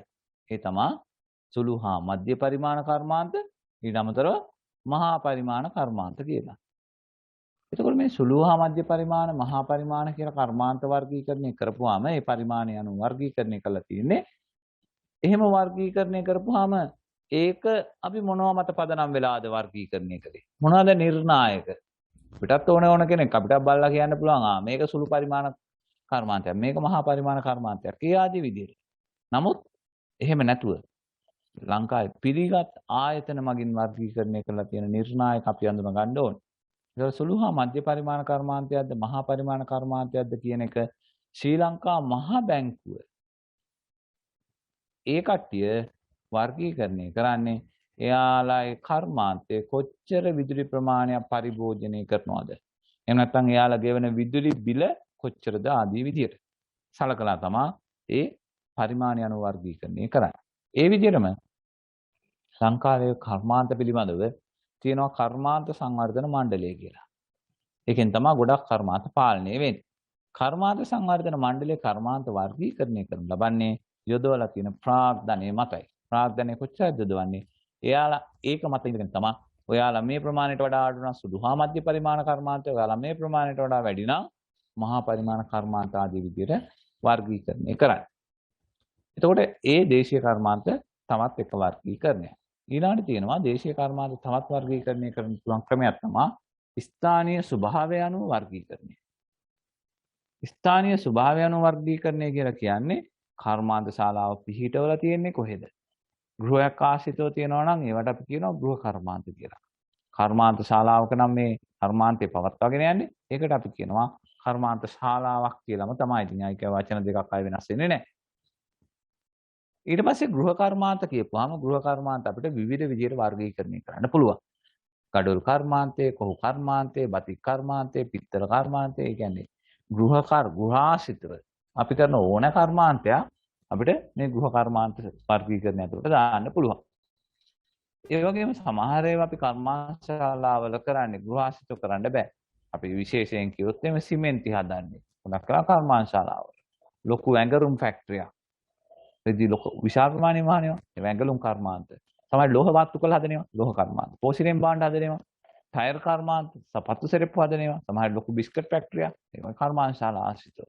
ඒ අනුව අපිට ස්ථානීය ස්වභාවය අනුව වර්ගීකරණය ආකාර දෙකක් යටතේ පැහැදිලි කරන්න පුළුවන්. ගෘහ කර්මාන්ත සහ කර්මාන්ත ශාලා කියලා. අපි අවසානයේ දේශීය කර්මාන්ත වර්ගීකරණය කරනවා තවත් අපේ විෂය නිර්දේශය ඇතුළතදී නිෂ්පාදනයේ සිදු කරන කාර්ය අනුව වර්ගීකරණය කියලා. නිෂ්පාදනයේ සිදු කරන කාර්ය අනුව වර්ගීකරණය කියලා. නිෂ්පාදනයේ සිදු කරන කාර්ය අනුව වර්ගීකරණය කියවම මේක ප්‍රධාන ආකාර තුනක් තියෙනවා. ඒ තමයි පූර්ණ මිශ්‍රණයෙන් සිදු කරන ඒවා. පූර්ණ මිශ්‍රණයෙන් කියපුවා මේවා මැනුවල්. දැන් මේකේ රූපයක් තියෙනවා ඔයාලට පේනවා නම් ඔය අපි කියනවා ඒක රේන්ද වීනවා කියලා. හරිද? ඉස්සර ඇඳුම් වියනවා වගේ කලාවක්. හරිද? ඒ බතික් ලාක්ෂ මේවා හැම සම්පූර්ණයෙන්ම කරන්නේ මිශ්‍රණයෙන්මයි. සමහරවිට ගඩොල් කැපීම්. එතකොට ඒවට අපි කියනවා මැනුවල් ඉන්ඩස්ට්‍රීස්. ඊට පස්සේ තියෙනවා අර්ධ ස්වයංක්‍රීය. අර්ධ ස්වයංක්‍රීය කියලා කියපුවාම මිනිසාගෙන් ශ්‍රමයෙන් භාගයක් දෙනවා යන්ත්‍ර සූත්‍ර වලින් ඉතුරු භාගය දෙනවා. දෙගොල්ලෝ එකතු වෙලා නිෂ්පාදනයක් කරනවා. ඒකට අපි කියනවා semi automated industries. ඊට පස්සේ සමහර ඒවා තියෙනවා සම්පූර්ණයෙන්ම ස්වයංක්‍රීය. මේ පැත්තේ මැටීරියල් ටික දාපුවම ආයෙ පැත්තෙන් පැකට් වෙලා එළියට එනවා. විස්කෝතු වගේ, කිරිපිටි වගේ. හරිද? ඒ වගේ. තව සිමෙන්ති වගේ වුණත් ගොඩක් වෙලාවට එහෙම වෙනවා. හරිද? පූර්ණ ස්වයංක්‍රීය. එහෙනම් ඒ ආදී විදිහට නිෂ්පාදනය සිදු කරන ආකාරය අනුව වර්ගීකරණයත් අපිට ප්‍රධාන ආකාර තුනකට යන්න පුළුවන්. එහෙනම් පූර්ණ මිශ්‍රණයේ මැනුවල්, අර්ධ ස්වයංක්‍රීය, එහෙම නැත්නම් semi automated, පූර්ණ ස්වයංක්‍රීය, fully automated ආදී විදිහට. එතනින් දේශීය කර්මාන්ත වර්ගීකරණය කියන එක හමාර වෙනවා. ඊට පස්සේ ඔයාලගේ විෂය නිර්දේශය තුල අවසානයේම තියෙනවා දේශීය කර්මාන්ත සංවර්ධනය ගැන කතා කරන්න. දේශීය කර්මාන්ත සංවර්ධනය ගැන කතා කරනකොට අපිට දේශීය කර්මාන්ත සංවර්ධනයක් කියලා කියන්නේ ඒක අපිට විවිධ ක්‍රම මගින් තමයි ඒක බලා ගන්න. දේශීය කර්මාන්ත එකම විදිහට තියනවා කියන එක නෙමෙයි. ඒ කියන්නේ ඈත අතීතයේ සිට තිබ්බේ කොහොමද දැන් තියෙන්නේ කොහොමද කියන එක විවිධ ඒකෙත් ඇත්තටම කියොත් නිර්ණායක කිහිපයක් මත පදනම් වෙන්න වෙනවා. ඒකදී අපි විශේෂයෙන්ම බලනවා සම්පත්. මේකට භාවිතා කරන සම්පත් වල වැඩි දියුණු වීමක් තියෙනවා. ඒ වගේම අපි මේකෙදී විශේෂයෙන් බලනවා ශිල්පීය ක්‍රම. හරිද? ඒවයි වෙනස්කම් තියෙනවාද? වර්ධනය වීමක් තියෙනවාද?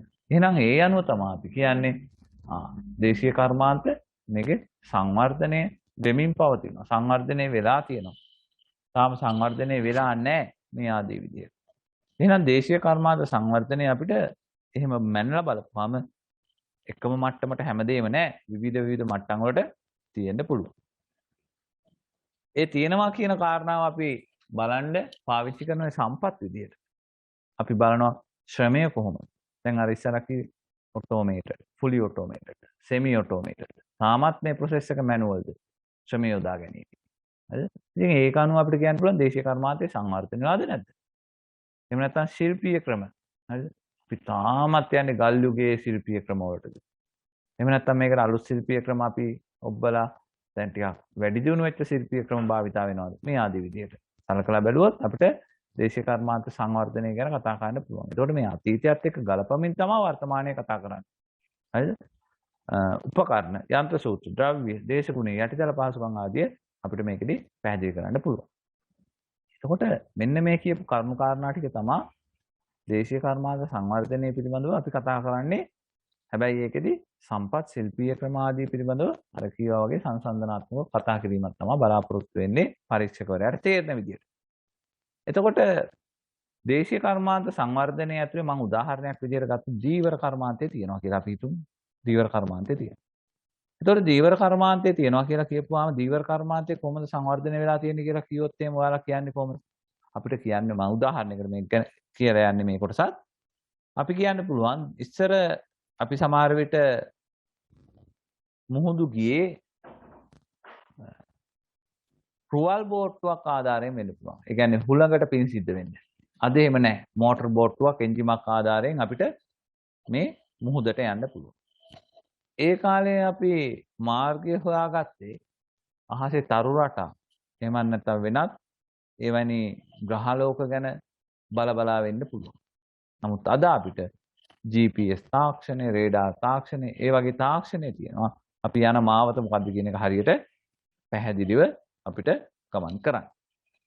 ඒ වගේම ඒ කාලේ සමහර විට මුහුදට ගියා නම් දීවරයෝ ආයේ ගොඩබිමත් එක්ක සම්බන්ධ වෙන්නේ ආයේ ආවට පස්සේ තමයි. ඉතින් ඔවුන් ලෝක දෙයක. හැබැයි අද එහෙම ඕනේ නැහැ. අද අපි ගාව GPS උපකරණ තියෙනවා, නැත්නම් පවර් ට්‍රාන්ස්මිට් උපකරණ තියෙනවා, එහෙම නැත්නම් මොනවා සැටලයිට් තාක්ෂණය තියෙනවා.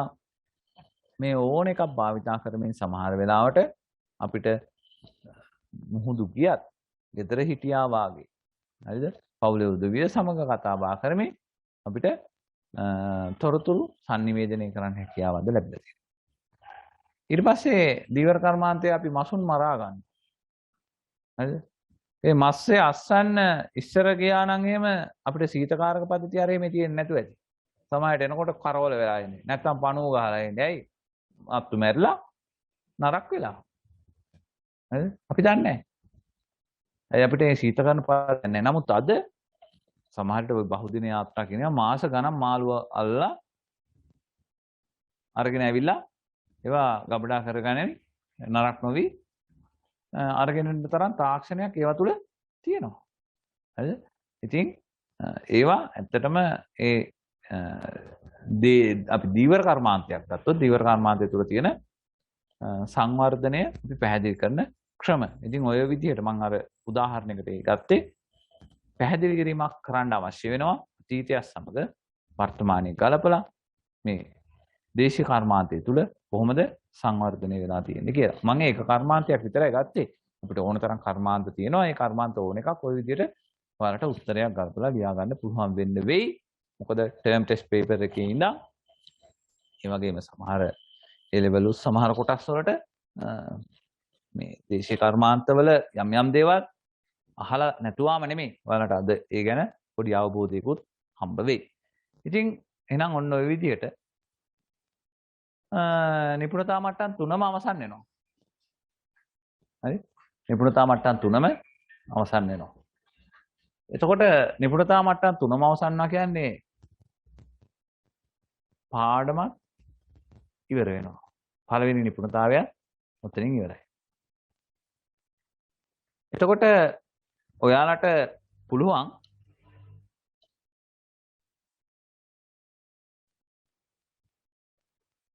මේක අපි කොහොමද සම්පූර්ණ කරාද නැද්ද කියන දේ පිළිබඳව දල අවබෝධයක් ලබා ගන්න. දැන් මේකේ මම දන්න කියන පුතාලා ඉන්නවා නම් ඒ කට්ටියට මම මේකේ අදහස ගන්න විදිහ පිළිබඳව අවබෝධයක් මේ වෙනකොටත් ලබා දීලා තියෙනවා.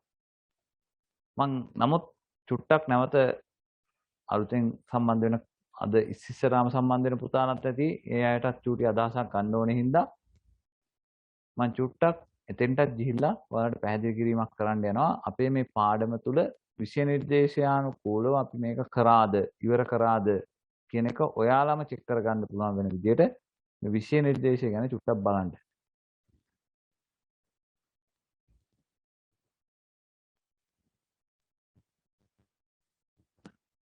මේ තියෙන්නේ ඔයාලගේ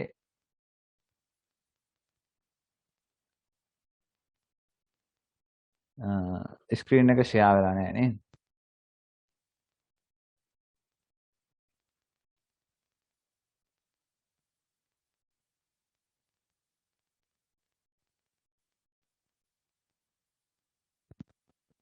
මේ තියෙන ඔයාලගේ 12 13 තියෙන පාඩම් ටික මේකේ අපි දැන් අද කතා කරේ මෙන්න මේ පළවෙනි පාඩමට අදාළ කතාව. මේ තියෙන නිපුණතාව ඉංජිනේරු තාක්ෂණයේ සංවර්ධන ඵල දෛනික අවශ්‍යතා සපුරා ගැනීමට භාවිතා කරයි. අපි මේක කෙටියෙන් හඳුන්වන ඉංජිනේරු තාක්ෂණයේදී හැඳින්වීම කියන පාඩම.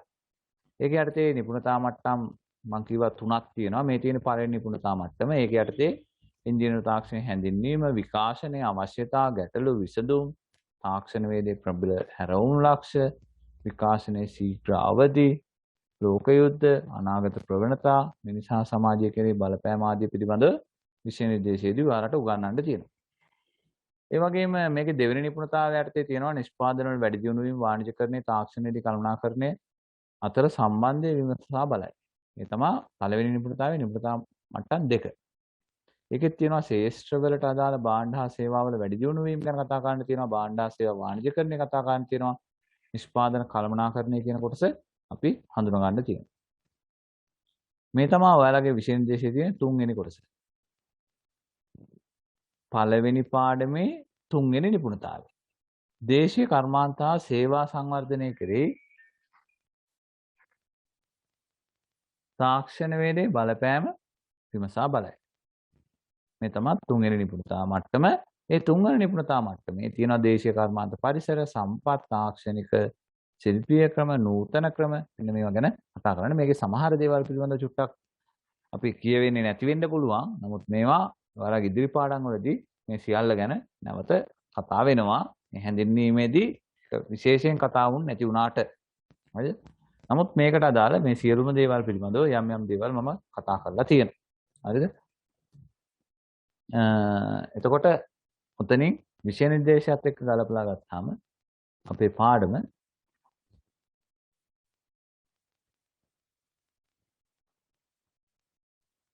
අවසන් වෙනවා. හැබැයි ඔයාලට මගේ පන්තියත් එක්ක සම්බන්ධ වෙන දරුවන්ට මම ටියුට් එකක් මේ වෙනකොට ලබා දීලා තියෙනවා රෙජිස්ටර් වෙච්ච අයට. ඒක තුල මෙන්න මේ අන්තිම කොටස් ටික දැන් මගේ ඇඩ් වෙලා නැහැ. නමුත් අද මම බලාපොරොත්තු වෙනවා 2015 ඉඳන් මේ පේපර් ටික සාකච්ඡා කරන්න මේ ඔයාලට ටියුට් එක. මේක මේ වෙනකොට දැන් ඔයාලට උත්තර ලියන්න පුළුවන් තත්ත්වයට මේ ප්‍රශ්නෝත්තරය විදිහට තමයි යන්නේ මේ ටියුට් එක. ඒ ටියුට් එක ඔයාලට ලැබිලා ඇති සමහර දෙනෙකුට. එයාලා මේක උත්තර ලියන්න අවසන් කරගන්න තමන් මේ වැඩ ටික කරගන්න ඕනේ. ඒ සඳහා ආධාරක විදිහට මම මේ අපි කරන මේ පාඩම් වල රෙකෝඩින්ග්ස් ටික ඔයාලට ලැබෙන්න සලස්වනවා. එතකොට මම අද බලාපොරොත්තු වෙනවා දැන් මෙතනින් ඉස්සරහට ඔයාලත් එක්ක මෙන්න මේ පාඩම් පිළිබඳව මෙතෙක් 2015 අවුරුද්දේ ඉඳන් කොච්චර ප්‍රශ්න ප්‍රමාණයක් දා පොඩි බර තැබීමක් පමණයි මේ පළවෙනි පාඩමෙන් විභාගයට තියෙන්නේ ඇත්තටම.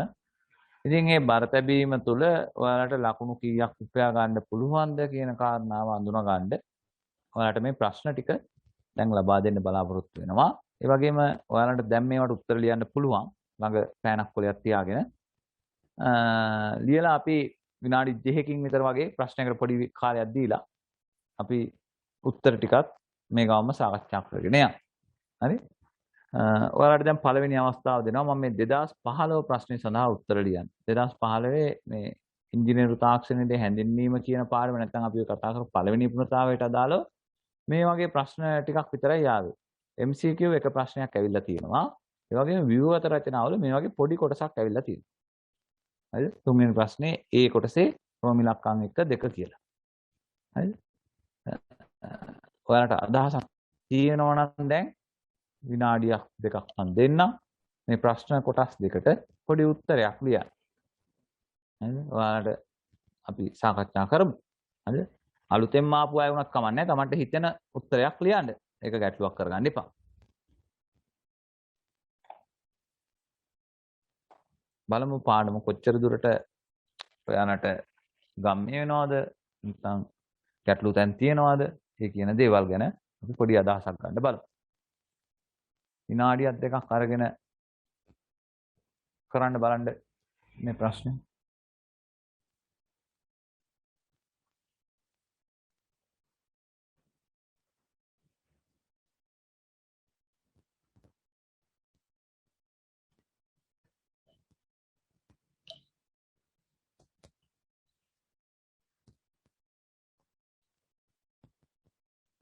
හරි. මම හිතනවා උත්තරයක් ලියන්න තරම් ප්‍රමාණවත් කාලයක් හම්බ වෙන්න ඇති කියලා නේද? පස්වෙනි ප්‍රශ්නේ අපි උත්තර පොඩ්ඩක් බලමු කතා කරලා. ඔයාලට කියන්න පුළුවන්ද කාට හරි මේකට උත්තරයක් ලියපු කෙනෙක් ඉන්නවා නම්? වැරදුනාට කමක් නැහැ. මේවා කෙරලා තියෙන්නේ සමහර අයට මතක් වෙනවා නම්.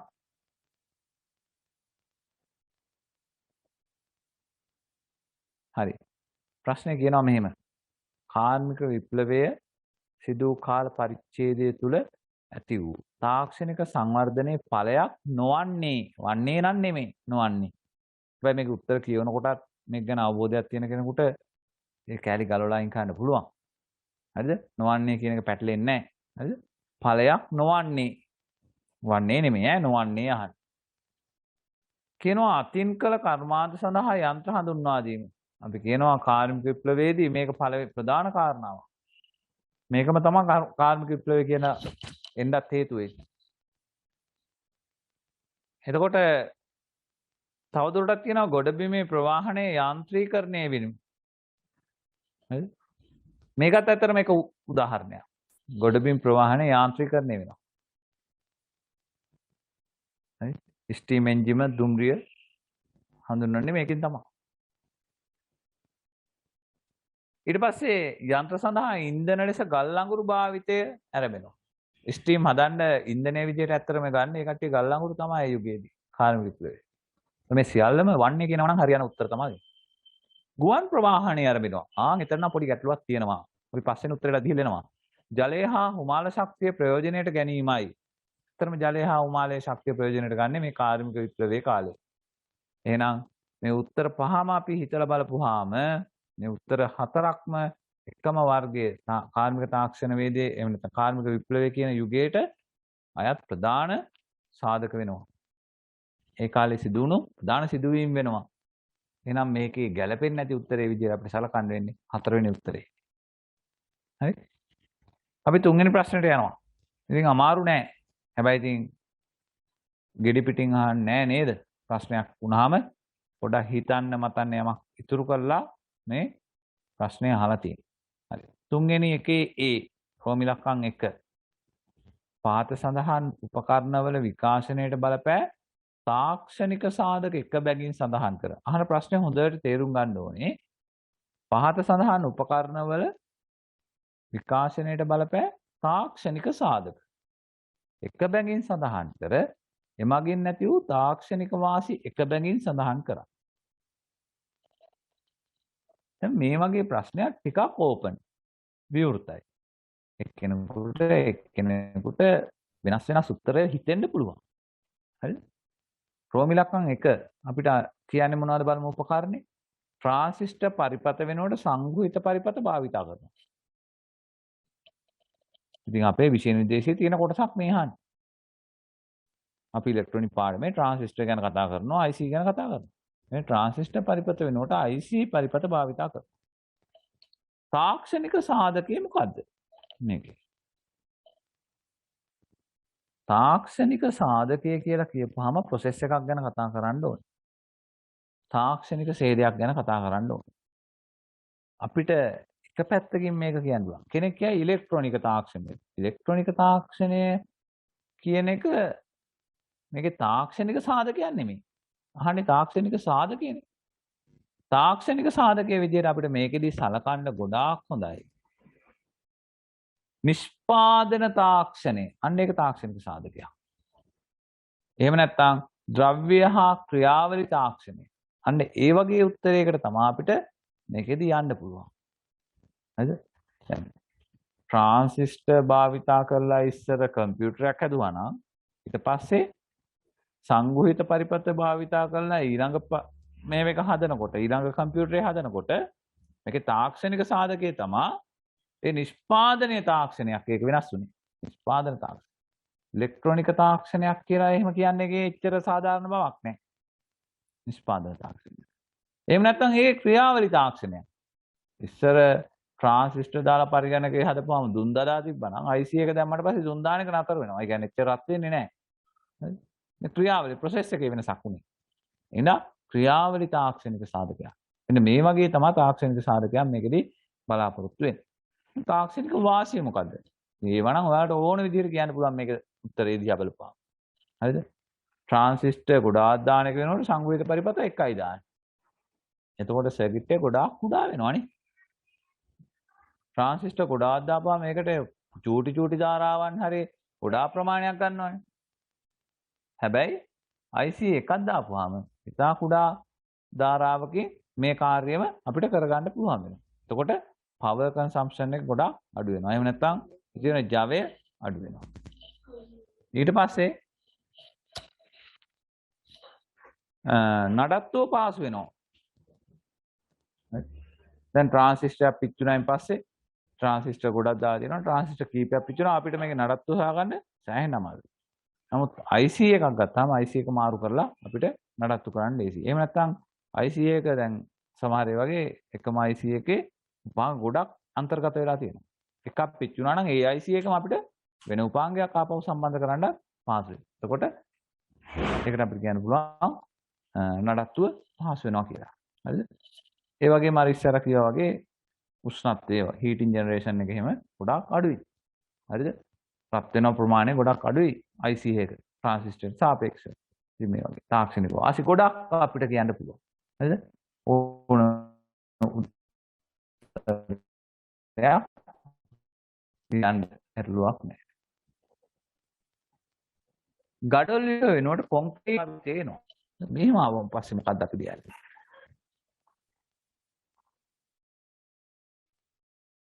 කොන්ක්‍රීට් ගඩොල් ව්‍යුහ වෙනකොට කොන්ක්‍රීට් ව්‍යුහ භාවිතය කරනවා.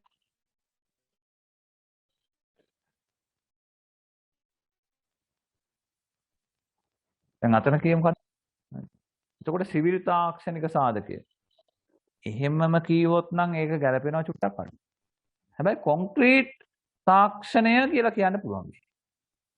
කොන්ක්‍රීට් තාක්ෂණය. හරිද?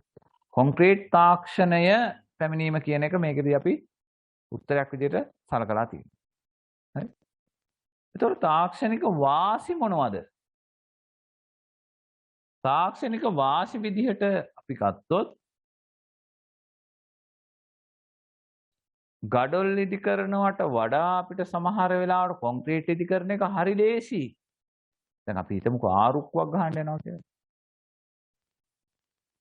ආරුක්කුව හැඩයක් ගහන්න ගියපුවාම ගඩොල් වලින් බඳින්න ගියොත් එහෙනම් මොකද වෙන්නේ? ඒක ටිකක් ප්‍රායෝගිකව අමාරුයි. අපිට හැඩේ ගන්න. නමුත් කොන්ක්‍රීට් වලින් හදන්න ගත්තාම ඒක අපි කොහොමත් ස්ට්‍රක්චර් එකක් ගහන්න මෙපෑ. එහෙනම් ඒක ප්‍රායෝගිකව තරමක් ලේසියි අරකට සාපේක්ෂව. සවි ශක්තියෙන් ගත්තොත් ගඩොල්ද සවි ශක්තිය, කොන්ක්‍රීට්ද සවි ශක්තිය. නම් කොන්ක්‍රීට් සවි ශක්තියෙන් වැඩි. හරිද? ඒතකොට තාක්ෂණික සාධකයේ ඇති වාසි විදිහට අපිට ගන්න. කල් පැවැත්තෙන් ගත්තොත් ගඩොල් ඉක්මනට දිරනවා. කොන්ක්‍රීට් එහෙම ලේසියෙන් දිරන්නේ නැහැ. හැබැයි කාම්බි ටික එළියට පැනලා තිබ්බොත් නම් ගඩොල් වලට කලින් සමහරට කොන්ක්‍රීට් විනාශ වෙන්නත් පුළුවන්.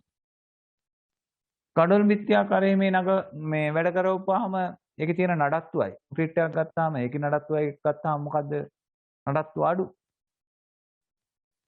කොන්ක්‍රීට් එක නඩත්තුව අඩුයි. ගඩොල් වලින් අදපුවාම මේකේ සමහර විට දිය වෙනවා, දඹුගල් හිටිනවා, එළියට පයින්නවා කොටසක්, ඇතුළට පයින්නවා කොටසක්. එතකොට මේකේ නඩත්තුවා සේවා කරන්න තියෙන අවස්ථා ගන්න නැත්නම් ඒක වෙනුවෙන් වෙහෙසෙන්න ඕනේ ප්‍රමාණය වැඩි. හරිද? එහෙනම් නඩත්තුව අඩු වෙනවා ඇත්තටම කොන්ක්‍රීට් භාවිතා කරපුවා. ඉතින් මේකේ තාක්ෂණික වාසි ගැන ආන්නේ තාක්ෂණික වාසි ඒ විදිහට අපිට කතා කරන්න පුළුවන්. කාට හරි මේ 2015 ප්‍රශ්නය ගැන මොන හරි මයින් අහන්න දෙයක් තියෙනවද? යම් අදහසක් ආවද? මොන වගේ දේවල්ද මේ පළවෙනි පාඩම මාස්ටරින් අපෙන් අහන්නේ කියන එක පිළිබඳව. ඒ 2015 විභාගෙදී වුණා නම් සමහර මේ වගේ දේවල් වලට ඔයාලට උත්තර ලියන්න අවස්ථාව ලැබෙන්න තිබුණා. 2015 නෙමෙයි නේද? හරි. අපි ඊළඟට යම් 2016 ප්‍රශ්නෙට. 2016 මෙන්න මෙහෙම ප්‍රශ්නයක් තමයි තියෙන්නේ. හරි. මම 2016 ප්‍රශ්නේ සඳහා ඔයාලට පොඩි වෙලාවක් දෙනවා. විනාඩි 2ක්. විනාඩි 2ක්. බාණ්ඩෝ කියවලා උත්තරය ලියා ගන්න පුළුවන්ද කියලා.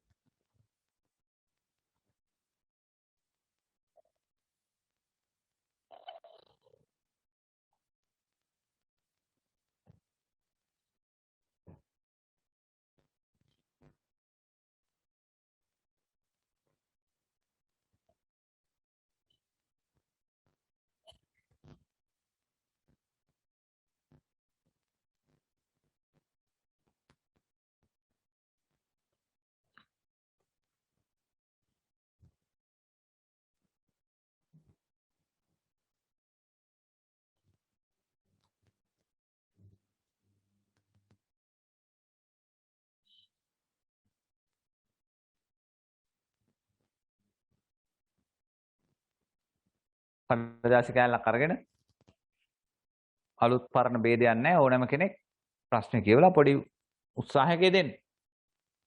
සමහර දේවල් මේකේ මේ අපිට හිතලා ලියන්න බැරි කමක් නැහැ.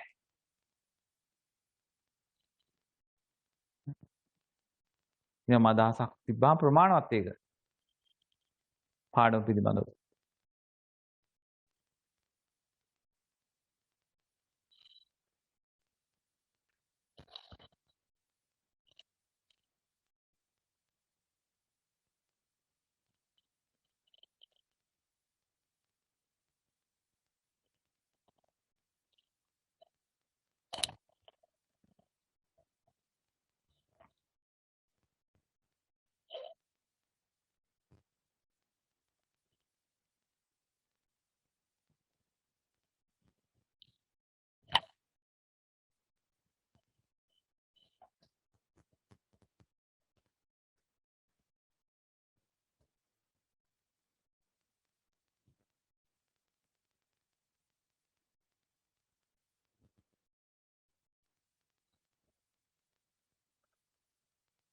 හරි. අපි 2016 ප්‍රශ්නෙටත් යමු.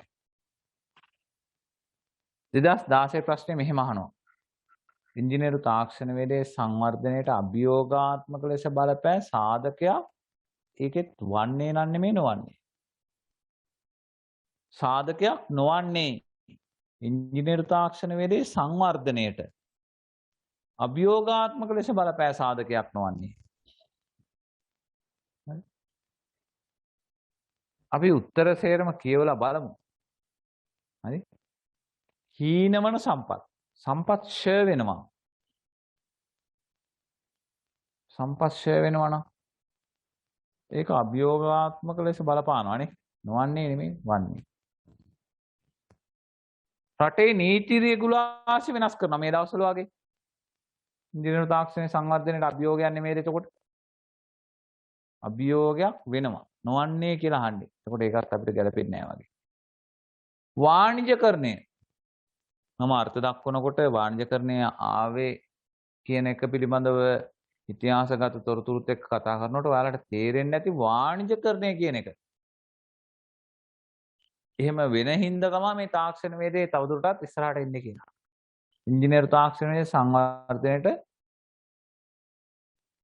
අභියෝගාත්මක ලෙස බලපෑමක්. තිබෙන සාකයක්. පවත්නා ශිල්පීය ඥානය. එහෙම කියපුවාම පවත්නා ශිල්පීය ඥානය.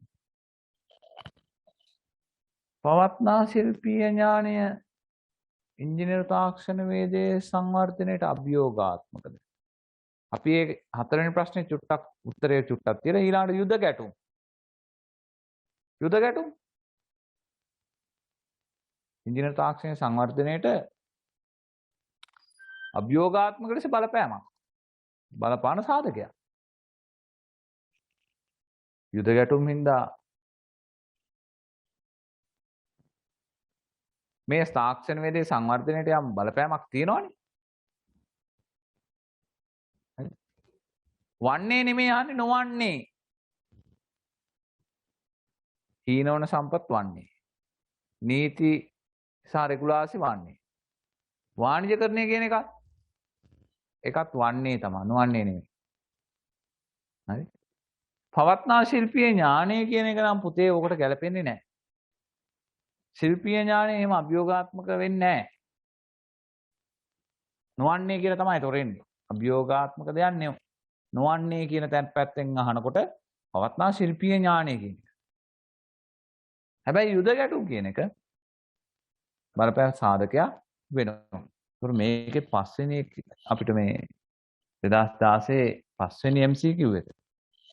මේකටත් අපිට උත්තරේ ගොඩක් දුරට හිතන්න වෙන්නේ හතරවෙනි උත්තරේට යන්න වෙයි කියලා. හරි. ඊට පස්සේ ඒකේ තියෙන තුන්වෙනි එකේ ඒ වල රෝමි ලක්ෂණ එක. දැන් ආයෙත් අහනවා අර වගේම ප්‍රශ්නයක් කලින් අවුරුද්දේ වගේ. පිඟන් කර්මාන්තයේ දක්නට ලැබුණු හැරවුම් ලක්ෂයක් ලෙස වෘත්තාකාර පිඟන් වෙනුවට චතුරස්‍රාකාර පිඟන් නිෂ්පාදනය සැලකේ. මේ සඳහා පාදක වූ තාක්ෂණික සාධක සඳහන් කරා. මේකෙදී අහන්නේ නිෂ්පාදන තාක්ෂණ වේදී සාධකයකුයි ද්‍රව්‍ය තාක්ෂණ වේදී සාධකයකුයි කියන highlight කරලාම අහනවා.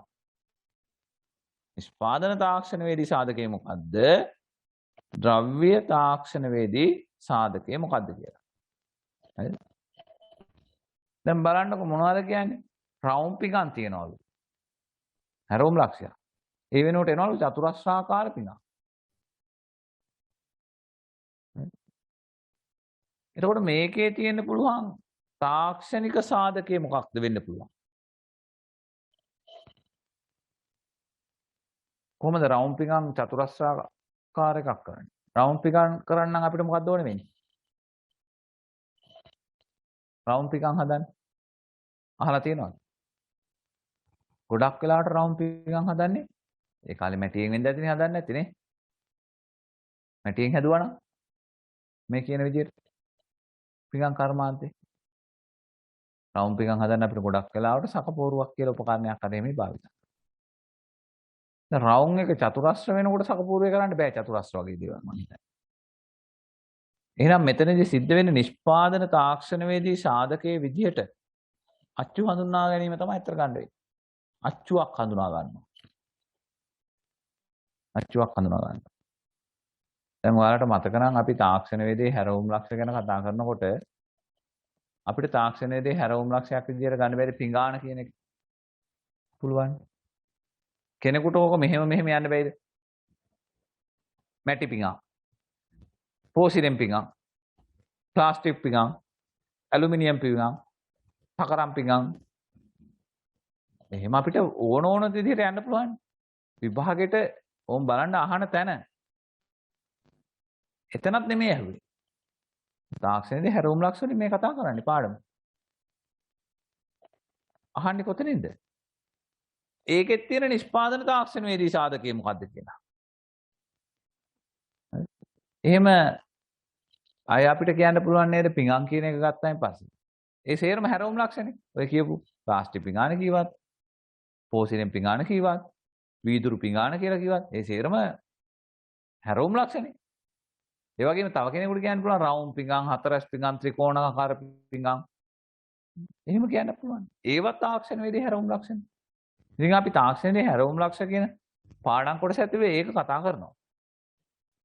හැබැයි ඔයාලගේ විභාගෙට එතෙන්ට ගියාම මදි එතනොත් තව චුට්ටක් ඇතුලට ගිහිල්ලා අහනවා ඔයාලගෙන් ප්‍රශ්නයක්. මේක නිෂ්පාදන තාක්ෂණයේදී සාධකයේ කොහොමද? අපි ඒතකොට චුට්ටක් මේක අවබෝධයෙන් අරගෙන තියෙන්න ඕනේ තාක්ෂණයේදී හැරවුම් ලක්ෂ කටපාඩමෙන් මේ කියන්න විතරක් තිබිලා බෑ කියන එකයි මේක කියන්නේ. ඒකෙදී අහන්නේ නිෂ්පාදන තාක්ෂණයේදී සාධකයේ විදිහට අපිට මේකෙදී සලකන්න වෙන්නේ ඇත්තටම අච්චු මගින් පිඟන් සකස් කිරීමට පැමිණීම. නැත්තම් අච්චු භාවිතය කියලා කියවනම් නිෂ්පාදන තාක්ෂණයේදී සාධකයේ විදිහට අපිට සලකන්න පුළුවන්. එතනදී උත්තරේ විදිහට ගන්න පුළුවන්. ඒතකොට ද්‍රව්‍ය තාක්ෂණ වේදී සාධකයේ විදිහට මොකද්ද ගන්නෙ? ගොඩක් වෙලාවට ඒ කාලේ භාවිතා කරන්නේ නැති ඒ කාලේ හරි වර්තමානයේ තාමත් අපි භාවිතා කරනවා මැටි නේද? මැටි පිඟන්. මැටි පිඟන් දැන් එන්නේ නැහැනේ. අච්චු පැමිණීමත් එක්ක මොකද උනේ? මැටි පිඟන් වෙනකොට තමයි පෝසිරෙන් පිඟන්. පෝසිරෙන් කියන්නේ මැටිද? මැටි තමා. හරිද? ඒක ටික සුවිශේෂී කරනවා නේද? එහෙම නැත්නම් අපිට කෙලිම මැටි වලින් කෙලිම යනවා ප්ලාස්ටික් වලට. එහෙම නැත්නම් අර ඇලුමිනියම් බෙලෙක් බෙලෙක් පිඟා. කොහොම කියලා කියනව නේද? තහඩු පිඟා මන්දා. හරිද? එහෙනම් ද්‍රව්‍ය තාක්ෂණවේදී සාධකයේ විදිහට අපිට කියන්න වෙන්නේ මැටි වෙනුවට අපි භාවිතා කරන ඔය ඇලුමිනියම්, ප්ලාස්ටික් හරිද?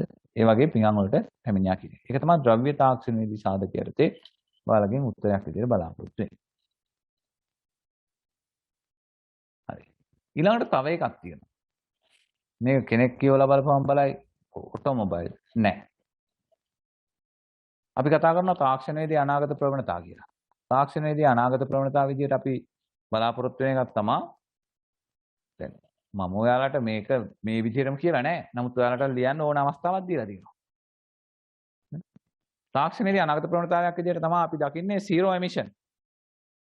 zero emission කියන්නේ විමෝචක ශුන්‍ය වාහන නැත්නම් විමෝචක ශුන්‍ය ඉන්ඩස්ට්‍රියක් නැත්නම් විමෝචක ශුන්‍ය zero emission environmental එක පරිසරයක් ඇති කරනවා කියන එක අනාගත ප්‍රවණතාවක්.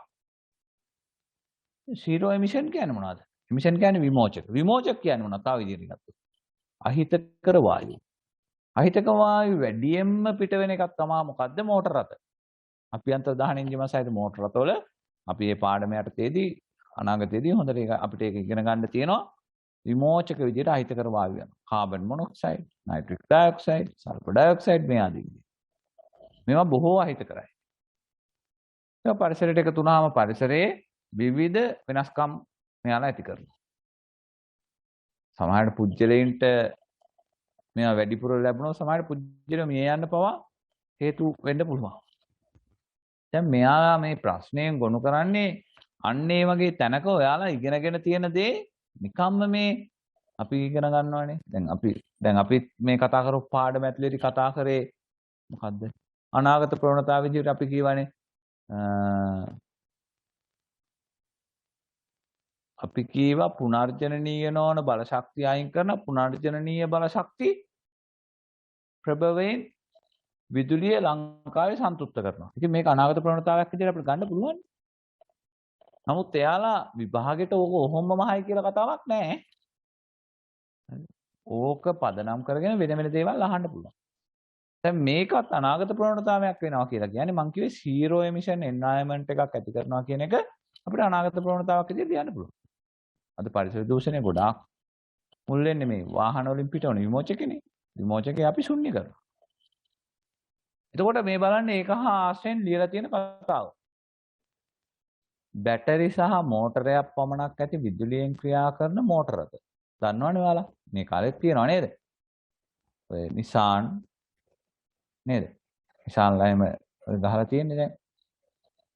ඉලෙක්ට්‍රික් වාහන. හරි. බැටරි සහ මෝටරය පමණක් විදුලියෙන් ක්‍රියා කරන මෝටර රථ. අහිතකර විමෝචක ශුන්‍ය ලෙස සැලකුවහොත් සැබවින්ම එසේ නෙවෙයි. කෙනෙක් කියනවා Nissan Leaf එක zero emission. zero emission කියලා ඒක ගහලා අපි ඕක හොඳට අපි ඇත්තටම මතු පිටින් අත ගාලා බලලා කිව්වොත් එහෙම ඇත්තටම zero emission තමා කියලා වගේ තමයි කියන්නේ. නමුත් ඒක සැබවින්ම අපි ඒකට ගිඳා බහැලා කිමිදිලා ඒක හොඳට පසු විපරම් කරලා හොයලා බැලුවොත් දැන් ලංකාව වගේ රටක නම් කිසිම විදියට ඔක zero emission වෙන්නේ නැහැ. ඇයි එහෙම වෙන්නේ නැත්තේ කියලා මෙයාලම අහනවා අපේ ප්‍රශ්නයක්. මෙම ප්‍රකාශ අනාථ කිරීමට එදිනෙදා විදුලියෙන් ක්‍රියා කරන වාහන භාවිතයේ මත පදනම් වූ කරුණු දෙකක් ඉදිරිපත් කරා. කවුරු හරි පුතාලා මේකට උත්තරයක් ලියවද? කියපු කෙනෙක් ඉන්නවද? ඔව්. ඔයාලගේ උත්තරයක් මට කිව්වට කමක් නැහැ. කවුරු හරි ලියපු කෙනෙක් ඉන්නවද?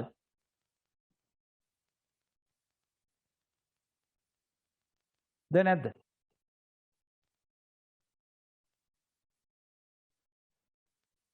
හරි. කමන්නේ මං කියන්නම්කෝ ඉතින්.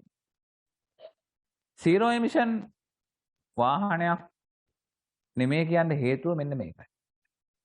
දැන් බැටරියක් මෝටරයක් තිබිලා දිබ්බ පමණින් ඉලෙක්ට්‍රික් වාහනයක් වෙනවා හරි. නමුත් ওই බැටරිය බැහැලා යනවනේ. බහැලා යනකොට ඔටෝ charge වෙන්නේ නැහැ. හැබැයි අපි ඕක charge කරලා ගන්නේ සූර්ය පැනල පද්ධතියකින් වගේ නම්. එහෙම නැත්නම් අපි කිව්වොත් හයිඩ්‍රෝ ප්ලාන්ට් එකකින් වගේම පමණක් නම්. එහෙම නැත්නම් අපි කතා කරොත් වින් පවර් ප්ලාන්ට් එකකින් පමණක් නම්. එහෙම නැත්නම් අපි ඔය සේරම පොදුවේ කියනවා පුනර්ජනනීය ප්‍රභවයකින් පමණක් නම්. ඕක 100% zero emission වෙන්න පුළුවන්. අඬහරි. නමුත් ලංකාවේ විදුලි ජන පද්ධතිය ගත්තාම අපේ ගෙදරට එන විදුලිය අපි දන්නේ නැහැ එන්නේ හයිඩ්‍රෝ පවර් ප්ලාන්ට් එකකින්. එහෙම නැත්නම් නොරොච්චෝර කෝලා පවර් ප්ලාන්ට් එකකින්ද. එහෙම නැත්නම් කැලණිතිස්සද කොහෙද තියෙන ඩීසල් විදුලි බලාගාරයෙන්ද. එහෙම නැත්නම් අපි දන්නේ ඔය කොහෙද අම්පාර පැත්තේද මන්නාරම් පැත්තේ තියෙන වින් ප්ලාන්ට් එකකින්ද. අපි එහෙම කියන්න දන්නේ නැහැ. ඔය සේරම එකට එකතු වෙලා කලවම් වෙච්ච එකකින් මොකෙන් හරි එකකින් තමයි අපිට. අපි එන විදුලිය අරගෙන තමයි මොකද කරන්නේ?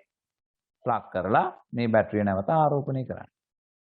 එතකොට බැරි වෙලාවත් ඕක ආවනම් නොරොච්චෝලේ ගල් විදුලි බලාගාරයෙන් එන විදුලිය අපේ ගෙදරට චුට්ටක් හරි අපේ වාහනේ zero emission බව ඇත්ත.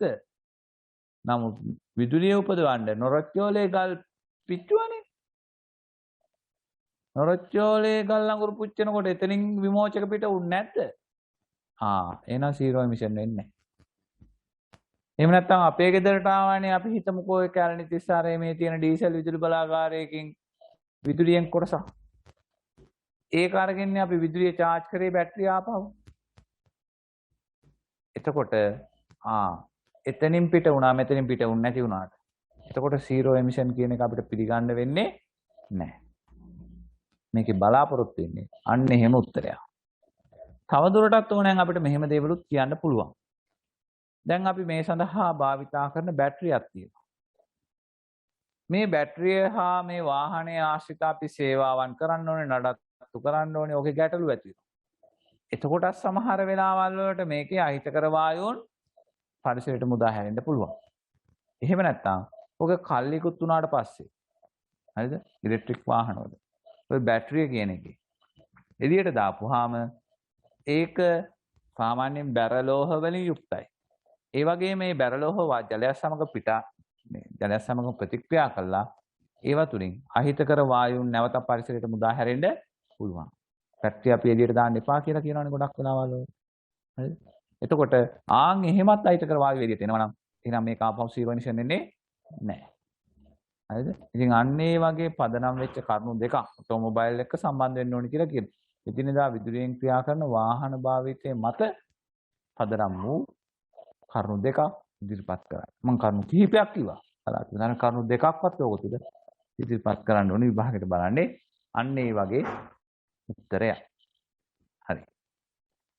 ඊළඟ ප්‍රශ්නය ගැන කතා කරන්න මෙහෙම කියනවා. එකක් කතා කරලා යන්න. 2017 එතකොට 15 16 17 මෙහෙම කියනවා. තනි තට්ටු ගොඩ නැගිලි මහල් ගොඩ නැගිලි දක්වා විකාශය වීම සඳහා බලපෑ තාක්ෂණවේදී හැරවුම් ලක්ෂ දෙකක් සඳහන් කරනවා. හරිම ලේසි නේද? ගොඩක් ඕන තරම් තියෙනවා. හරි. ආයෙත් තාක්ෂණවේදී හැරවුම් ලක්ෂ. දැන් මේක මේ වගේ එකක් ගත්තාම නම් ටිකක් ලේසි කියලාත් හිතනවා අපිට. හරි. ගොඩාක් අපේ ඒ කාලේ තිබෙ දැන් මේ ගොඩක් ළඟක ඉඳන් මේ තට්ටු නිවාස වලට ගියේ. සාමාන්‍යයෙන් ගෙවල් තිබ්බේ තනි තට්ටුවේ.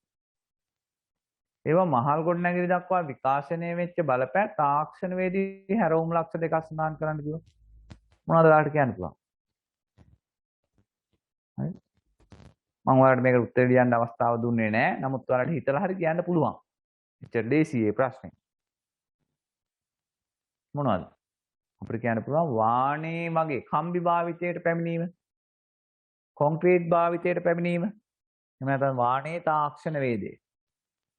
කොන්ක්‍රීට් තාක්ෂණ වේදේ. ඊට අමතරව ඉදිකිරීම යන්ත්‍රෝපකරණ තාක්ෂණ වේදේ. ඉදිකිරීම යන්ත්‍රෝපකරණ නැත්නම් එහෙම අපිට මහා 500ක් විතර උඩට බඩු ගෙනියන්න පුළුවන්ද? හරිද? ලේසි වෙන්නේ නැහනේ. හරිද? එහෙනම් ඉදිකිරීමේ යන්ත්‍රෝපකරණ තාක්ෂණ වේද. එහෙම නැත්නම් අපිට තව ඕන නම් කියන්න පුළුවන් උසස් තාක්ෂණික සැලසුම් ක්‍රම මේවා ප්ලෑන් කරනවා හරියට. නිවැරදිව මදිනවා. හරිද? ප්ලෑනින් කරනවා. එතකොට ඒ ප්ලෑනින් කරන තාක්ෂණයේ දියුණුවත් තනි තට්ටුවේ ඒ ගොඩනැගිලි මහල් තට්ටුව දක්වා විකාශනය වෙච්ච වීමට බලපාපු හැරවුම් ලක්ෂ විදියට අපිට හඳුන්වලා දෙන්න පුළුවන්. එතකොට ඔන්න ඔය විදියට අපිට ඒ ලෙවල් 2017 ප්‍රශ්නය අපිට කතා කරන්න පුළුවන්. හරි. 2018 අවුරුද්දේ මේ පළවෙනි පාඩම ආශ්‍රයෙන් කිසිම ප්‍රශ්නයක් ආවේ නැහැ. ආවේ නැහැ.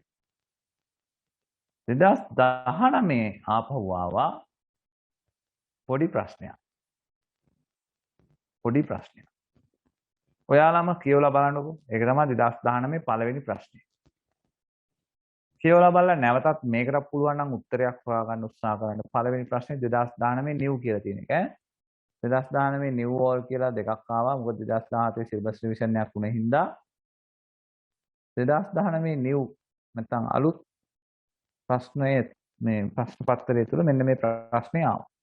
සුට්ටක් කියවලා බලන්න මේකට උත්තරයක් ගන්න පුළුවන්ද කියලා.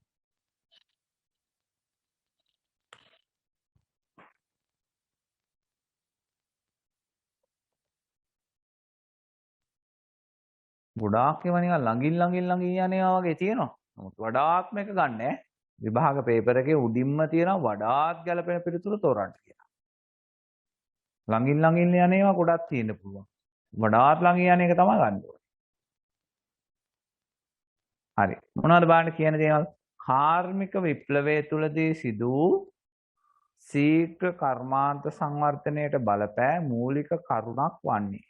නැවතත් ආයි කාර්මික විප්ලවය ගැන අහනවා.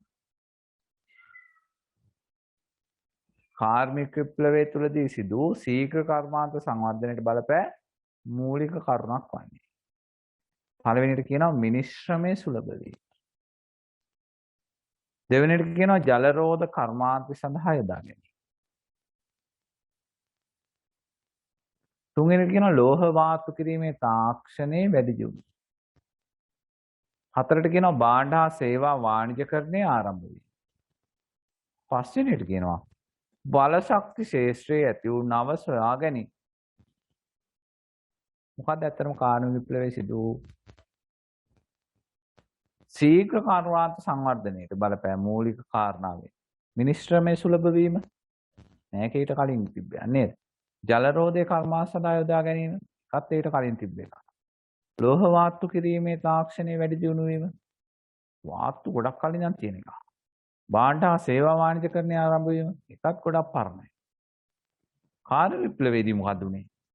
බලශක්ති ශේෂ්ත්‍රයේ ඇති වූ නව සොයා ගැනීම. එයාලා අඳුනගත්තා වතුර වාෂ්ප කරලා අපිට ඉතා ඉහළ ශක්තියක් ලබා ගන්න පුළුවන් කියලා. එහෙනම් පස්වෙනි උත්තරය අපි යෝගෙදි නිවැරදි උත්තරේ විදිහට අපිට සලකන්න පුළුවන්. හරිද? බලශක්ති ශේෂ්ත්‍රයේ ඇති වූ නව සොයා ගැනීම කියන උත්තරේ තමයි මේ 2019 A level මේකට උත්තරේ විදිහට මාකින් ස්කීම් එකේ තියෙන. ඒ වගේම අපිට ගැලපෙන්නේ ඒක විදිහට තමයි තෝරගන්න පුළුවන්. හරිද? එතකොට ඔයාලට ඒකත් හරි ලේසි ප්‍රශ්නයක්. හැබැයි ඉතින් අර අපි චුට්ටක් මේ පාඩම ඇතුලේ ඉගෙන ගත්ත දේවල් ටක් ඕන වෙනවා හැබැයි ඈ 2019 පැරණි නිර්දේශය මේක යටතේ ප්‍රශ්න ටිකක් දිගයි. විනාඩි 5ක් විතර අරගෙන අපි පුළුවන් මේක ලියන්න පුළුවන් උත්තර ලියන්න පොඩි උත්සාහයක නිරත වෙමු. 2019 පැරණි නිර්දේශය යටතේ ඉංජිනේරු තාක්ෂණ වේදේ විෂයෙන් ආපු ප්‍රශ්නේ මම මේ දාලා තියෙන්නේ. මේක පළවෙනි පාඩම ආශ්‍රිතයි.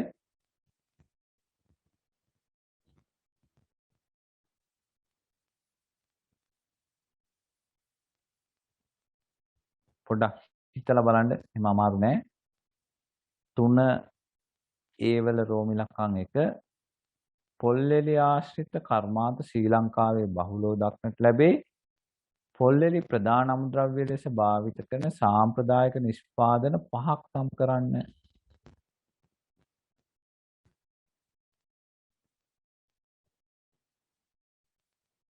හැබැයි විභාග මානසිකත්වයට ගියපුවාම පොල්ලෙලි ආශ්‍රිත නිෂ්පාදන 5 තෝරගන්නත් බොහෝ දරුවෝ බොහෝ වෙලා කල් මරලා තිබ්බා.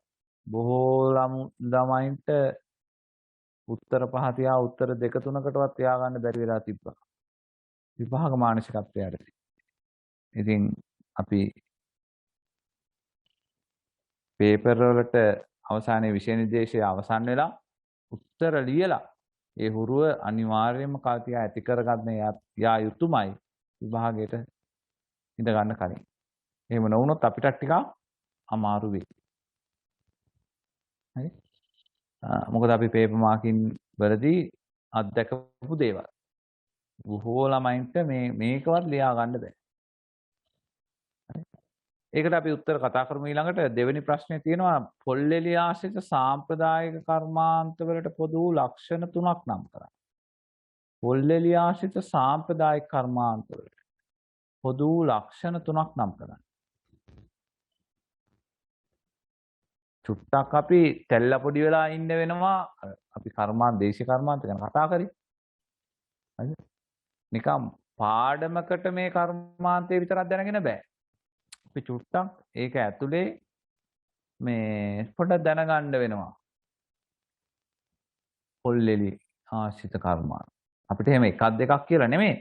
අපිට පොඩි කොමන් සෙන්ස් එකක් ඕනේ කියන එකයි මම මේ කියන්න උත්සාහ කරන්නේ. අපි ගඩොල් කර්මාන්තේ හරියට ටිකක් දැනගෙන ඉන්න ඕනේ. හරිද? අපි වඩු කර්මාන්තේ ටිකක් බලලා දැකගන්න. තාක්ෂණ මේ දේ ඉගෙන ගන්න. එහෙනම් වඩු කර්මාන්තේ තියෙනවා. එහෙම කියලා විතරක් නතර වෙලා බෑ. වඩු කර්මාන්තයත් විභාවිත කරන උපකරණ මොනවද? කොහොමද කරන්නේ? මොනවද කරන්නේ? ඔය චුට්ටක් නිකන් පොඩි ෆීල්ඩ් විසිට් එකක් දාලා තියෙනම තරමට මේක ප්‍රායෝගික විෂයක්. ඉදා ඔයාලට උත්තර ලියා ගන්න ගොඩාක් ලොකු සපෝට් එකක් වෙනවා මේ. කොහු කර්මාන්තය ගැන අපි දැනගෙන ඉන්න ඕනේ. දැනගෙන ඉන්න ඕනේ කියන්නේ කොහු කර්මාන්තය කියන එක අපි කියනවා. නමුත් ඒක ඇතුළට ගිහිල්ලා එහෙම කියන චුට්ටක් කොහු කර්මාන්ත ශාලාවක් පුළුවන් නම් දැකලා ඒක මොනවද නිෂ්පාදනය වෙන්නේ, භාවිත කරන යන්ත්‍ර මොනවද, ඒකේ තියෙන තාක්ෂණය මොනවද, එහෙම තියෙනවා නම් ගොඩක් හරි. ඉතින් එහෙම දේවල් මේ පේපර් එක තුලින් ඔයාලගෙන් ප්‍රශ්න විදියට ගන්න වෙලාවල් තියෙනවා. මේ එහෙම ප්‍රශ්නයක් නැත්තම්. හරි ඒකේ තුන්වෙනි ප්‍රශ්නේ හතරවෙනි කොටසයි කියලා තව කොටස් ටිකක් තියෙනවා. ඒ ටිකත් අපි කතා කරලා බලමු. උත්තරේට කතා කරන්න. ඊට පස්සේ කියනවා පොල්ලෙලි කුඩා කැබලි වලට කපා පොහොර ද්‍රාවණයක පොඟවා අවසානයේ වියලා වගා මාධ්‍යයක් ලෙස අපනයනය කිරීමේ ප්‍රවණතාවයක් මෑතක සිට දක්නට ලැබේ. මේ කොහු නිෂ්පාදිත ක්‍රමවේදයක් ඔය මෙසේ කිරීම සඳහා පෙළඹවීමට බලපෑ සාධක දෙකක් සඳහන් කරා. ඉතින් මේ දේශීය කර්මාන්තය පිළිබඳව ටිකක් අභ්‍යන්තරයට ගිහිල්ලා අහන ප්‍රශ්න. මේවා නිකන් සාමාන්‍ය දැනීම විදියට විතර ලියන්න පුළුවන් කෙනෙකුට. උත්තර සාකච්ඡා කරනකොට බලමුකෝ. හරිද? පොල්ලෙලි කුඩා කැබලි වලට කපා පොහොර ද්‍රාවණයක පොඟවා අවසානයේ වියලා වගා මාධ්‍යයක් ලෙස අපනයනය කිරීමේ ප්‍රවණතාවය මෑතක සිට දක්නට ලැබේ. මෙසේ කිරීම සඳහා පෙළඹවීමට බලපෑ සාධක දෙකක් සඳහන් කරන්න.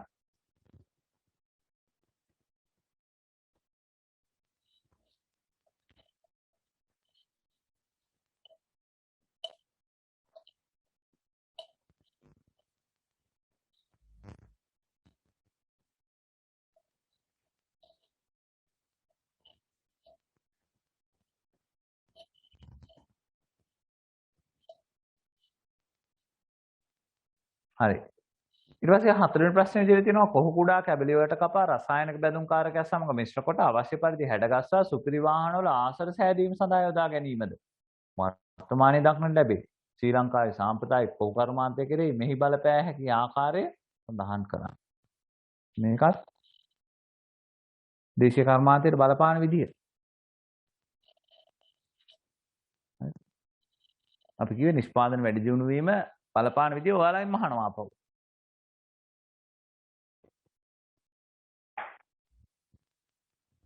අවසානයේ C වලට 1 කියලා C1 කියලා තව එකක් තියෙනවා. ඒකෙදී කර්මාන්ත ශාලාවක වහලේ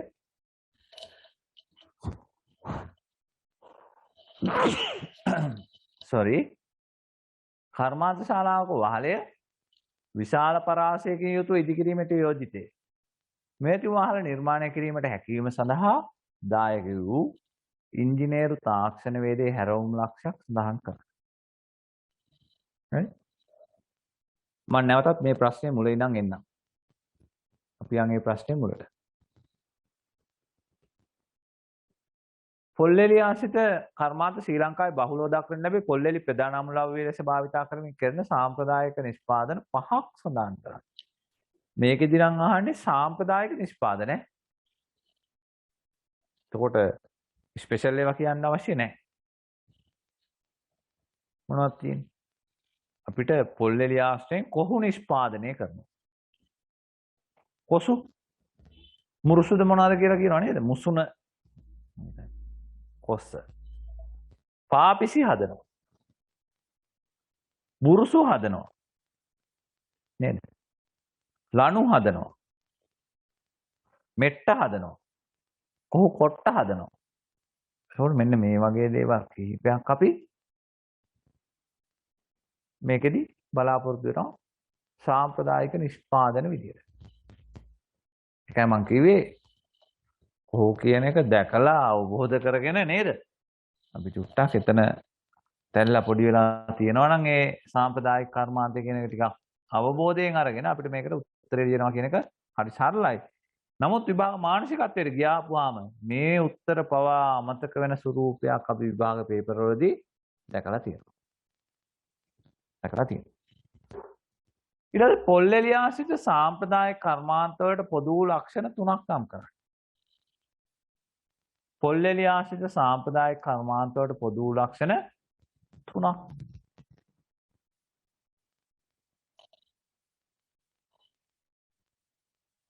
පොල්ලෙලි ආශ්‍රිත සාම්ප්‍රදායික කර්මාන්ත වලට පොදු වෙච්ච ලක්ෂණයක් විදිහට අපිට සලකන්න බැහැ. මේවා ගොඩාක් වෙලාවට කරන්නේ ගෘහ කර්මාන්ත විදිහට. ඒක පොදු ලක්ෂණයක්. ඒ වගේම කොහු කර්මාන්තවල තියෙන තව විශේෂ ලක්ෂණයක් තමයි දකින්න දෙයක් මේ මිනිශ්‍රමයේ බහුලව භාවිතා කරනවා. fully manual වගේ එකක්. හරි?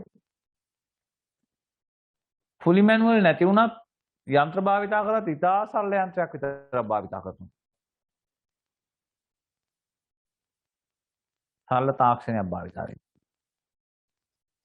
ඒ වගේම ගොඩක් මේ පොල්ලෙලි ආශ්‍රිත සාම්ප්‍රදායික කර්මාන්තකරුවෝ බලන්නේ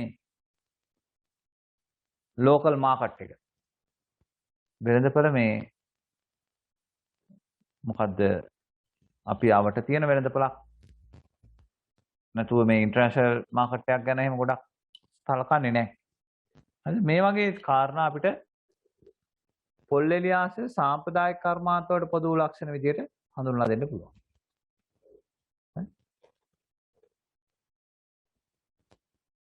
ඊට පස්සේ මේකේ රෝමි ලක්ෂණ තුන පොල්ලෙලි කුඩා කැබලි වලට කප්පා පොහොර ද්‍රාවණයක පොඟවා අවසානයේ වියලා වගා මාධ්‍යයක් ලෙස අපනයන කිරීමේ ප්‍රවණතාවයන් මෑතක සිට දක්වන්න ලැබේ. මෙසේ කිරීම සඳහා පෙළඹීමට බලපෑන සාධක දෙකක්.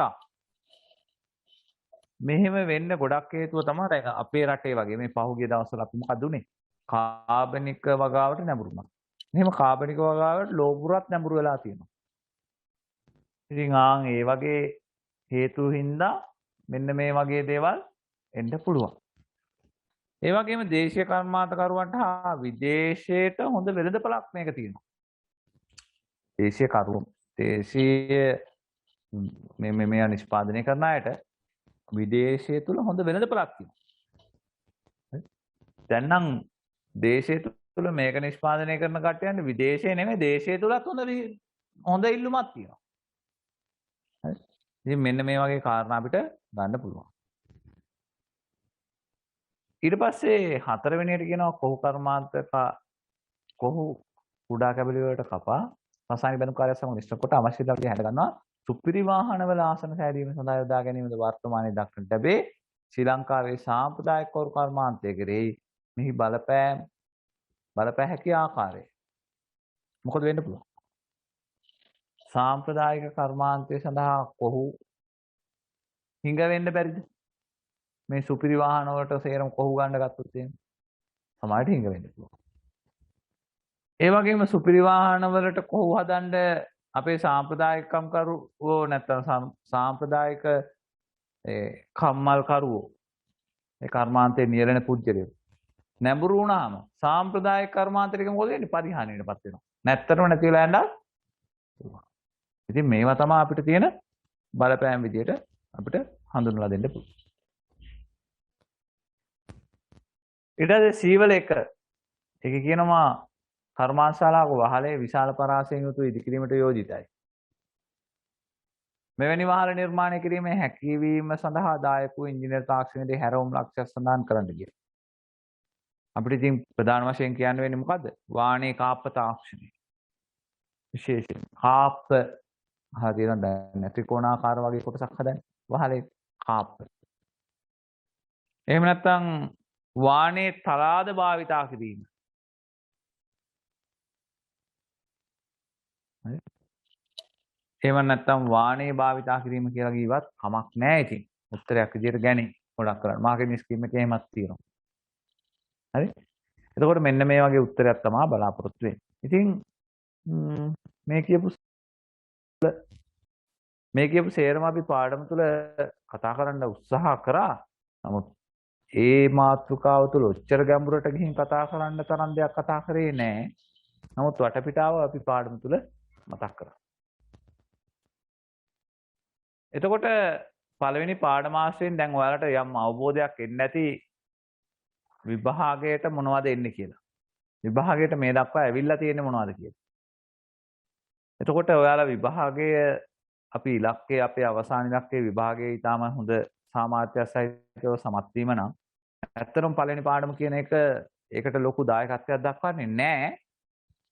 ලොකු දායකත්වයක් දක්වන්නේ නැහැ කියන්නේ මේක පොදු වෙච්ච විෂය කාණ්ඩයක් තුල තියෙන හින්දා. නමුත් අපිට එහෙමයි කියලා නොසලකා හරින්න බෑ කිසිම පාඩමක්. විෂය නිර්දේශය ඇතුලේ තියෙන. ඒ හින්දා විෂය නිර්දේශය ඇතුලේ තියෙන මේ පාඩමටත් ලොකු නැඹුරුවක් නැතත් අපි සාමාන්‍ය නැඹුරුවක්වත් දක්වලා මේ වගේ එන උත්තරයක් ගලප ගන්න අපි උත්සාහයක යෙදෙමු. ඒ සඳහා පෙරහුරුවක් විදිහට මම මගේ නෝට් එක සහ ඔයාලට සමහර අයට මම ප්‍රශ්න පොත ලැබෙන්න සලස්වලා තියෙනවා. ඒවා කරන්න අභ්‍යාසයේදී මම අද පාඩම නවත්වන්න බලාපොරොත්තු වෙනවා. අපි ඊළඟ දවසේ මෙතනින් එහා කොටසත් එක්ක නැත්නම් අලුත් පාඩමත් සමග අපේ ඉංජිනේරු තාක්ෂණයේ විෂයේ හමු වෙමු. වර්ෂ සිර දනාට සුබ රාත්‍රියක් වේවා කියලා ප්‍රාර්ථනා කරනවා.